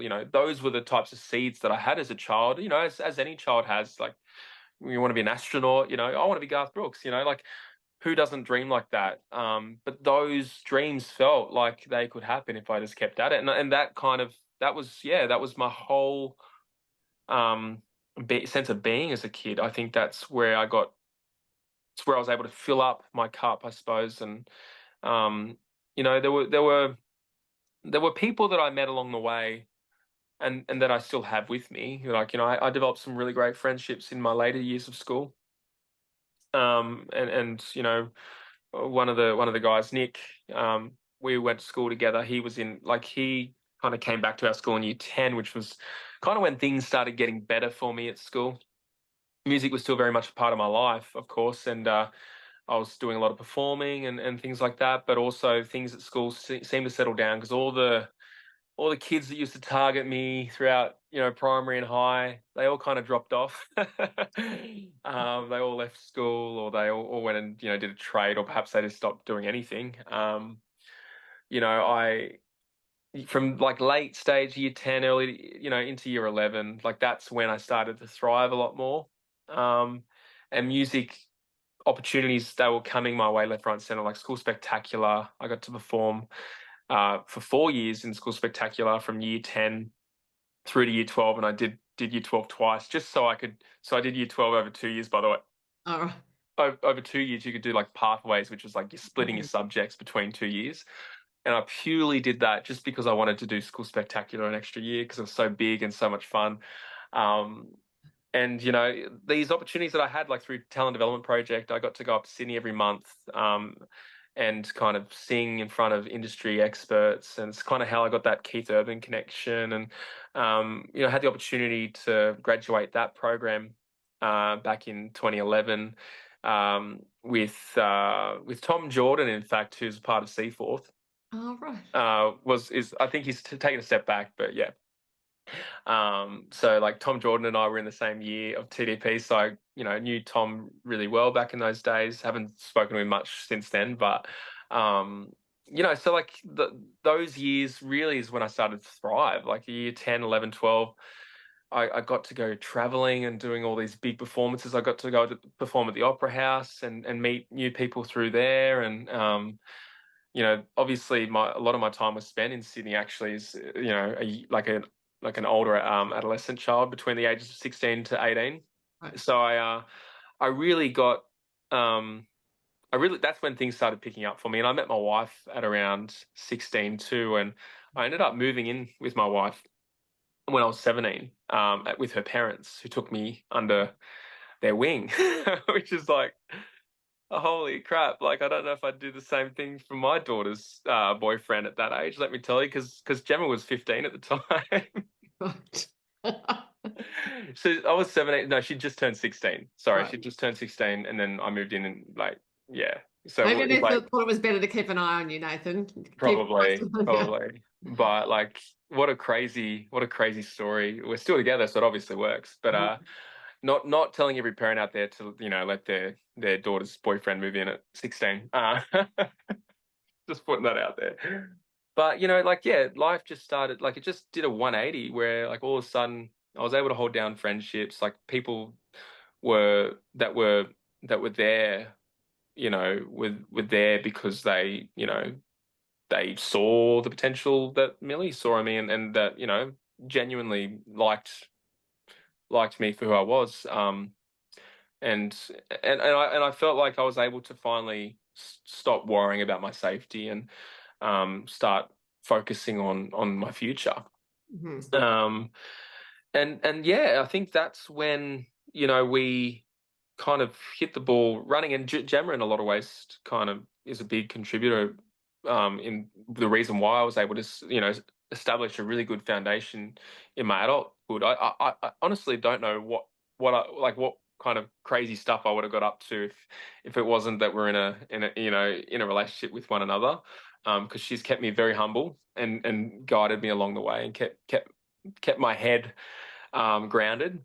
Mhm. You know what I mean? Like, she's Yeah. been someone who has just always been there. Like, we've been together for half our lives, so 15 years now. And she yeah, and like, this is going back when you know, I had pimples, braces, a messed up mouth. Like, she's been there since I went through all my awkward, you know, stages. So I know she's there for the right reason. And yeah, it's been crazy. Like, it literally just took a complete U-turn when I kind of got to year 10 and onwards, I would say. And that's despite what had happened in the lead up to that. Because yeah, it's like the whole vibe just went from being chaos to like sunshine and rainbows. And look, it hasn't been always sunshine and rainbows. Life isn't that way, but like in contrast to what my childhood was like, it still feels like even the tough times now, like we've got a roof overhead, we've got money in our accounts, like we've got food in our bellies, like whatever comes at us, we can deal with it, you know? You mentioned that you started to find safety around that age as well, but of course you've been on high alert since you were a very small child. So I'm wondering if there was a time where you actually kind of felt it. You felt like, okay, I'm not on high alert anymore, and actually whether that felt like almost like a shock, because I would think that you're in this adrenalized fight or flight state for quite a lot of your life, and all of your life to that date, in that was all you knew. Oh, yeah. I don't know if there's like a point in my life where where it became obvious to me. I like to think that when I developed a stronger friendship base, like with like some close mates, of mine from school. It feels like all my friendships started like in the late stages of school, which is really bizarre because like normally they start in the early stages. If you've still got friends from school, usually they carry from year 7 or right through. At least a lot of the guys that I saw as friends in high school in my year, like other friendship groups, they're still mates now and they were friends even when they went to primary school. So it was just weird. Like, Nick, who's a really good mate of mine, he was best man at my wedding. Same for me with him and his wedding. Like I feel like we weren't really friends until like year 11 and 12, which is bizarre. Because we went to the same school. Like he was there for year 7 and year 8, then he left and came back in year 10.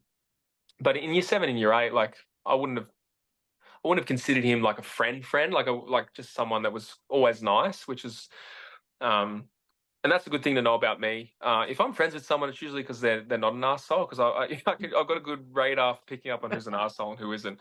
But I like to think that anyway. I like to think that I don't associate with assholes. Sorry, are we allowed to say that word? Of course, Oh, yes. cool. Like, I don't think that pings any kind Yeah, of language warning. good. But yeah, like I want to surround myself with people that are genuinely good people because you know not because they choose to be, but because they just are by nature. And and that unfortunately for some people, I think um, we make exceptions because and I suppose what I'm trying to say is that, Nick is someone who has always been kind to me, even when we weren't really friends and we were more acquaintances. He was always really just a kind person, and he is just that with everyone. He's always everyone's friend. He's really good at making friends, way better than what I am. Um, but yeah, I think that I picked up on that, and we just became close mates. Yeah, year 11, year 12. I think we bonded over having a few shared kind of experiences as well. Like he'd, faced some bullying as well. Um, and we both hate bullies. We just, it's easy to bond over something like that. But he's, like there are quite a few other people that I've got close friendships with now that I didn't back then, and like I was in a band with a few blokes in high school as well, and we're like brothers for life now too. Mhm. But they went to different schools as well, and I don't really see them all that often. But we still catch up whenever we get the chance. So there's people that I carry with me now as mates. But yeah, it was a bit of a late bloomer kind of situation for me in high school, and probably the same for other people as well that have been through what I have, or shared similar experiences. We kind of find our people eventually. They're there. You kind of have to sift through the mud. Yeah, I think it also, it's not that late really, because you're still finding out who you are into your 20s, if we go on that the whole science of the Correct. brain not finishing its formation until you're in your mid-20s. But yeah, Yeah. there's certainly this idea that everything should be sorted, that if you haven't found your potential when you're in your early teens, that Yeah. you're not going to develop into whoever you're meant to be, which I don't think is borne out by most people's experience. Yeah, yeah, true. I mean, God, if that's the case, I feel like, maybe starting a job at, child protection at 21 probably wasn't the wisest decision given given my experiences at the time. Like, like I was green as they came, but I came with I'd come with a life of childhood experiences, I suppose, that could speak to the role. But yeah, I mean, it was looking back on that period, I think everything happened so quickly. Like, I think about the time that's passed since even starting that role as a child protection caseworker. Like, that was over 10 years ago. Like, 10 years before that, I was in the middle of, like, you know, chaos, really. I was like, what, 10? Like 10, Yeah. 11 years before that, the same time that's passed since I started that role. Like, if you were to go back, another 10 years, and I was a kid myself. So, like, we're not talking about a very long period of time here. Um, but I'd managed to pull my stuff together, to land a role as serious and as kind of heavy as child protection, with the best of intentions, and it worked out fantastic. Not, but like, I think, you go into that kind of role because you obviously feel like you've got something to bring. Hmm. And I felt like I had a lot to give. But sometimes that isn't enough. I think there's plenty of people out there that have started a job with the best of intentions, wanting to change the world. And perhaps, you learn very quickly that doesn't matter what your intentions are. Sometimes things are the way they are. Right. And then it kind of, yeah, like when we say, like, going back to a couple of hours ago now, when you said that, I don't point the finger at anyone because I've worked within the system. And let me tell you, I wasn't the best caseworker. Like, I don't. Is there a such thing as an amazing caseworker? I mean, yes, there's traits within a caseworker that you think are ideal, and I definitely had the traits of a good caseworker. But in terms of the work itself, it's designed in such a way that it's impossible to get your work done on time, and the workload in general is just impossible to get done. The workload of caseworkers, I've got the utmost respect for them. It gave me a whole like a sense of appreciation for what the caseworkers were likely dealing with back in the day when I was a kid. So it's hard, really, to point the finger and say, well, it's anyone in particular's fault. I think the system is the way it is. And it's not an excuse. I think the system's, if I'm being brutally honest, very broken. But it's the best we've got. Right. Um, and I think that we need a system like child protection in place, um, to help children that are in need of care and protection. There are children out there that are getting abused by their parents. This is my position. It's a very controversial opinion. Some children do need to enter the care system, but there's also a lot of kids that do enter the care system that perhaps could have had different outcomes if they had a bit more casework. So that's my position as well. I think casework's really important, and I did my best Yeah. as a caseworker to keep children at home.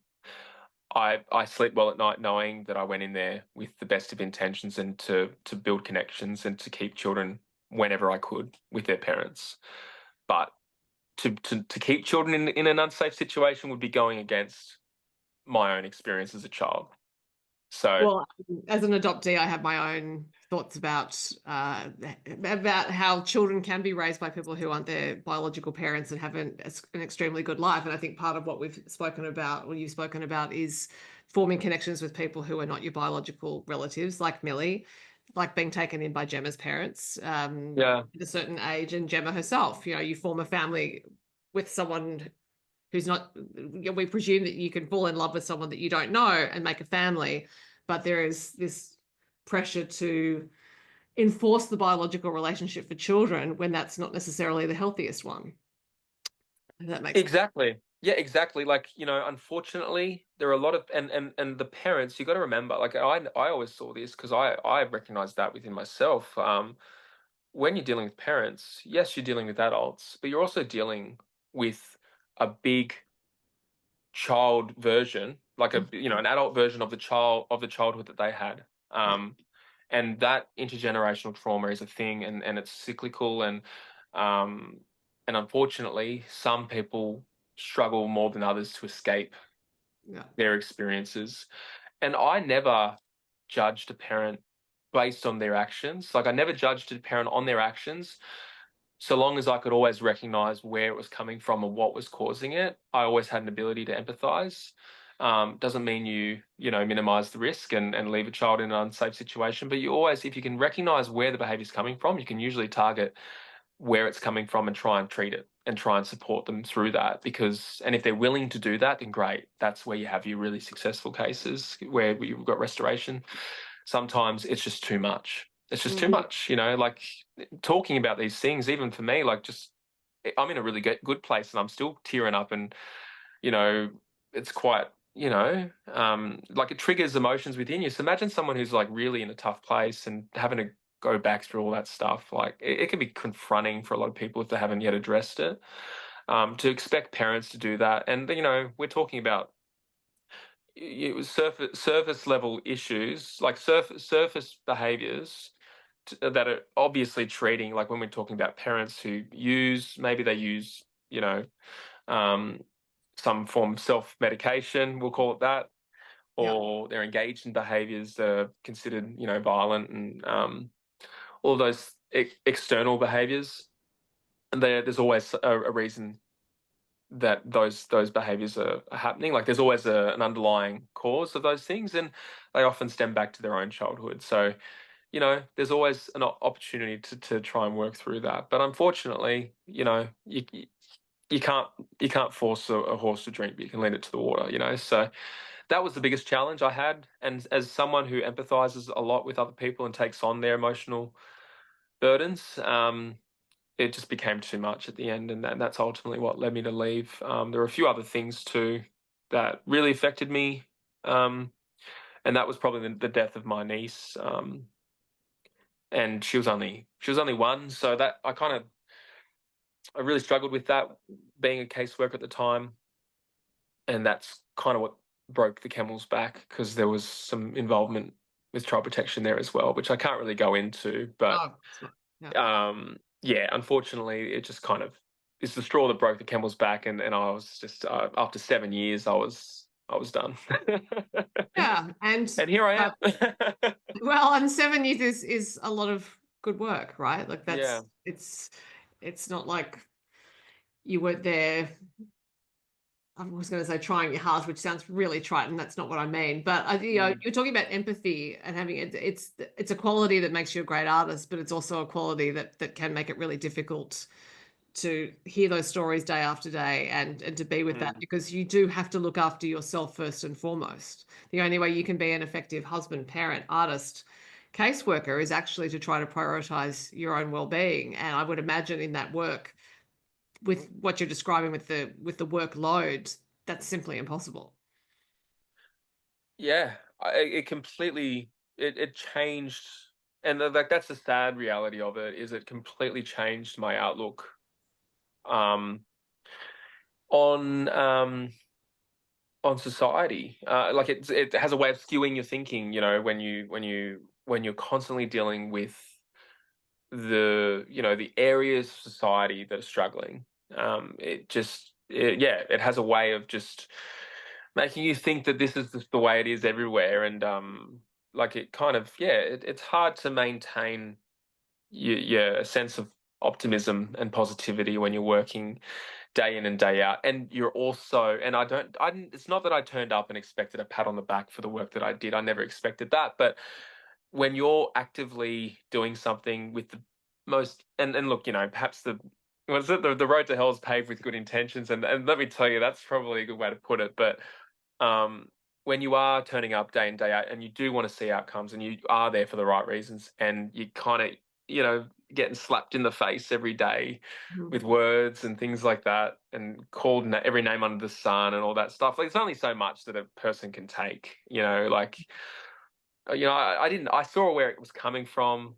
I think at the end of the day, you just kind of, yeah, when it's time, when you recognize it's time for you to leave, it's important that you do, because you're just doing a disservice to families at that point by staying there. If your heart's not in it. So that's kind of, yeah, that's what kind of led me onto this kind of path back into finding myself, because like there was a period of my life there where I really struggled I lost who I was as a person. Um, like I do paint the second half of my life as though it's, or, just every day is, just Skittles and gumballs, but like it's um this I'm no different to anyone else. Like I have my days, months, and I've had a few years within that have been, up and down. And one of those things was my work and how it was affecting everyone around me. But I was able to recognize that and kind of get out when I could. Um, and start finding myself, through music again, because I was always doing music, but I never actually did what I wanted to achieve with music, which is what I'm doing now and releasing music. Um and I've kind of been able to find um a whole new like space of mates and friends and people that I never would have met in a million years if I didn't start doing it. And now I've got all these new friends and, yeah, just awesome people in my life that music's brought into my life yet again. Like, how good's that? Including yourself, so. Well, it's good, but it's also something you've created. And I'm a big believer in the power of the decision and everything flowing from the decision, and the decisions you have made for yourself at various stages of your life, starting in childhood, even if you weren't consciously making them, have actually set this course, and you have managed to help the river to flow in the direction it needed to flow. Now that's a big piece of work. It's almost like you've lived an entire lifetime 3 times over. I would suggest when you talked about those 10-year periods, it's arguable that the first 10 years of your life were basically a lifetime's piece of work, just managing to get yourself to 10. Then there was another decade where it was another piece of like a lifetime's piece of work. And then you've had this next period where you're shifting towards where in a Mm. sense you were always meant to be, but you had to make those decisions, and then you had to abide by them, and you had to trust them, and you had to trust yourself. Trusting yourself was not the obvious outcome here based on what you experienced as a child. Yeah, I mean, it's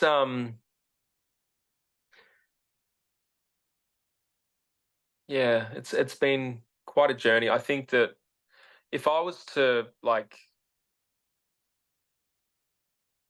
I think what I've always struggled with the most, and what surprised me the most about this podcast, and I'm definitely learning to trust the process now and just put everything my heart tells me to put into it, without sacrificing the other things that I've got already in my life.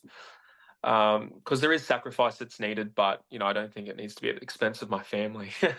um, but I think for me, it's being open to share my story in a way that's going to help others. I don't want to sound like I'm sitting here and whinging, and that's something that I've always been conscious of, and it's held me back from sharing my story. I've been open about my story, but I've never gone into depth about. And there's even things that I've probably just glossed over that I don't mean to. It's just maybe still um, areas that we can explore in future. But for me, it's yeah. I just want to make the point that I think it's okay to sit in the feelings of your childhood, like to just for to speak about it as it was, like, and don't feel like, oh, you're whinging or you're complaining, or like, I don't see there being anything wrong with sharing your experiences, um, in a way that is constructive and helps someone else kind of feel less isolated. And there's always someone that's doing it worse than you. And like, I think I love Josie's song about daughter of a freight man. Yeah. How does the line go? Taught me to dream how to yonder that there's always someone else out there in a harder place than mine, and that rings true, and that is what carries me through life. Is that despite all of the shortcomings from my childhood, um, I know that for a fact my mum's childhood was even more challenging. And isn't that what life is? It's about making our children's life slightly easier and better than our own, you know? Like, that's ultimately my legacy, is giving instilling my children, instilling within my children the right principles, the right values, the right morals to navigate through life, to give them, you know, a sense of work ethic and all of the right ingredients, but to ultimately protect them from the things that unfortunately that I wasn't protected from growing up. And I know for a fact that my mum did her best to Mm. do a better job than her mum, you know, and she did. And there's no question there. And that's only telling as to just how difficult her life was as well. Um, so how can I feel bad about that? I think at the end of the day, it is what it is. It was challenging. It was real. It was raw. It's still hard to think about. But you know, it's about putting your feet, sorry, in other people's shoes and empathizing with just how difficult life can be. That helps get you through it, and yeah, it gives you a sense of perspective and hope. You know, yeah, it's that's what I try and live by, anyways. Is just that sense of, you know, yeah, you had it tough, Nathan, but you know, as long as you got food over, you know, sorry, food over your head. I think it's a good Food way over to. your head. Just I think it's throw the ham in the air. You know, a roof over your head, food in your belly, a warm house in winter, cold house in summer. You know, like all the necessities. You know, I hate summer. It's bloody too hot for me. Then you know, you can deal with everything else that comes your way. Um, So part of dealing with it also is art, I think, and this is where we come to you as the artist, is that yeah, in releasing your story to the world, you release yourself in so many ways, uh, in such a way that can make you looser, I think, energetically. It's like, you know, I'm letting go of things that I'm holding on in order to serve the art, serve the audience. And music has always had this incredible power.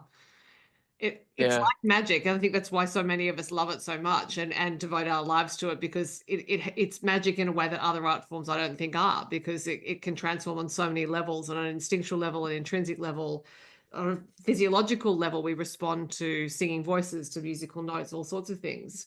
And in coming to this place for yourself, yes, artists have to inherently be selfish in a way, and that because they've got to prioritize who they are on stage and making the art and all that sort of thing. But where it works best is when you set yourself free to be in service to everything, essentially, yeah. whatever name you want to put on it. And I think that's the beauty of great art.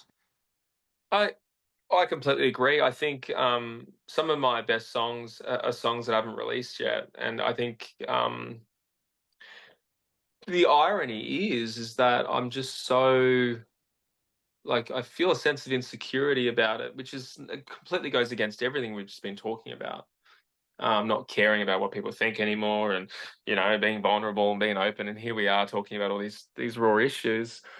I think for me, the biggest thing is that if I'm going to send a song out into the world, I want it to not only tell my story, but tell it in the language that I think will best um, resonate, or at least shines the best light on my experience and says it in a different way than what my story. Because there's countless people out there that have experienced what I've experienced. You know, we're all human.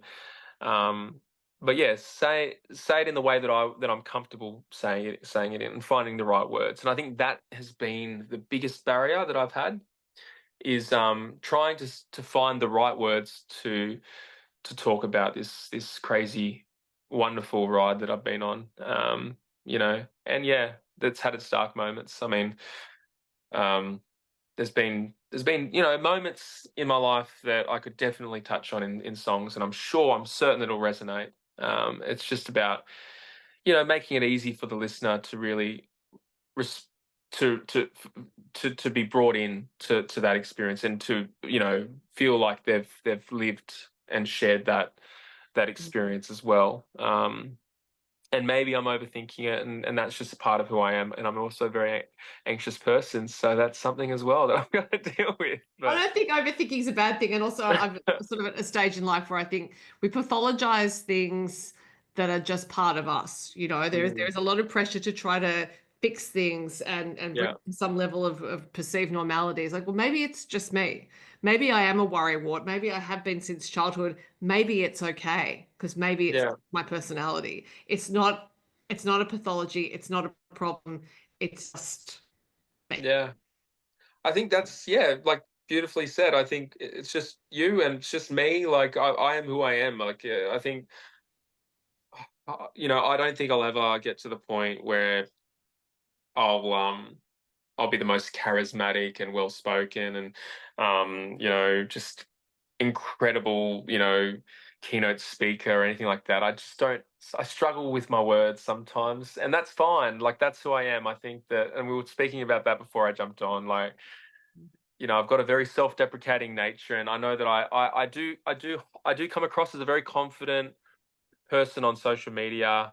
After the 50th take, of course, I'm everything that, and that's social media for you, like it just there's a sense like everything's got to be a certain way, and unfortunately, like that can be a good thing and a bad thing. Like I think when you everything that I posted I'm being authentic. That's who I am. But I've also got to say things sometimes when I'm posting on social media, in a perhaps more animated way to make it more engaging. Like that. But So that's also authentic because you're an artist, yeah, right? Like, exactly. Like I'll be I'm honest. being myself, but Yeah. yeah, I'm not always like this happy, energetic, like over the moon type persona. Like sometimes if you catch me down, dropping my kids off of a morning when I'm still half asleep, like you will be pretty unimpressed with my persona. You know what I mean? Like it's not. I think it's just being open to yeah, just for criticism, but putting yourself out there in a way that you know. I mean, I'm doing my best at the moment to make sure that I'm not pretending to be anyone other than myself, because the last thing I want to do is have to pretend for the rest of my life because someone or the general audience thinks that I'm a certain way, and therefore I need to continue that into the future. That's the last thing I need, to be honest. I don't have the energy for that kind of for that kind of arrangement. But in saying that, you've also got to with the music, and maybe I'm just getting tired because it's getting late, It obviously. is But getting late and I should let you go. So no, but like and maybe I'm just thinking out loud now. But like, I think oh, I just lost my train of thought. I feel like I'm digressing slowly. maybe that's the Um, cue. maybe that is the cue. I don't know. Like, I feel like I've just had a really long counselling session. It's been great. Look, Feel like happy to be here and listen to it. But I think yes, it is not for anyone who's listening or watching. It is night. It is almost 10 o'clock at night now when we're yeah, talking, God, and it is 10 days before his birthday. So I'm going to wish him a happy birthday. yes, And we thank will leave it you. there. But I have no doubt we'll be speaking again, Nathan.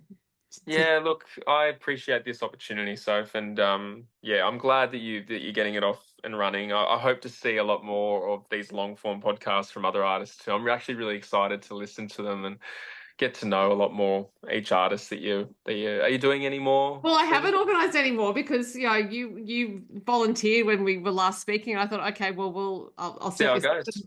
And now I'm like, oh my God, I've got you're now that you're saying it and I'm still recording and you're saying, oh, you're Yeah. looking forward to more. And I'm thinking, oh my God, pressure. I've got to find other people. No, well, I didn't mean it to. Yeah, I didn't mean to I'm place pressure. joking. I think no, I think it's a good way for us to, yeah, feel like we're not necessarily plugging a song. And for the listener, I mean, we might get 10 listeners to this, but those 10 listeners, let me tell you, they're going to know every little nook and cranny about my experience growing up. And maybe that might help them, listen to my music or see my music in a different light or see me in a different light. Who knows? Maybe they'll see me as more than just the guy that goes country songs that every girl, knows the words to. And that's kind of the purpose of it. I just want to bring people in and feel like they can talk to me if they've got shared experiences. So Yeah, well, I'll be well, that's seeing the you way. in Sydney in April. You will be here, and Yes. uh, for anyone who's in Sydney wants to come to the beer shed on the 26th of April, there's the For anyone that's plug. just sat through the last 3 hours of us yapping. Do come up and say hello to Nathan. Come up and say hello to me. There you go. Nathan, Please I'll let you do. go. Thank you Oh, so much. I'll talk to you soon. oh, I'm gonna go crash. I'll see you. See you later. Bye.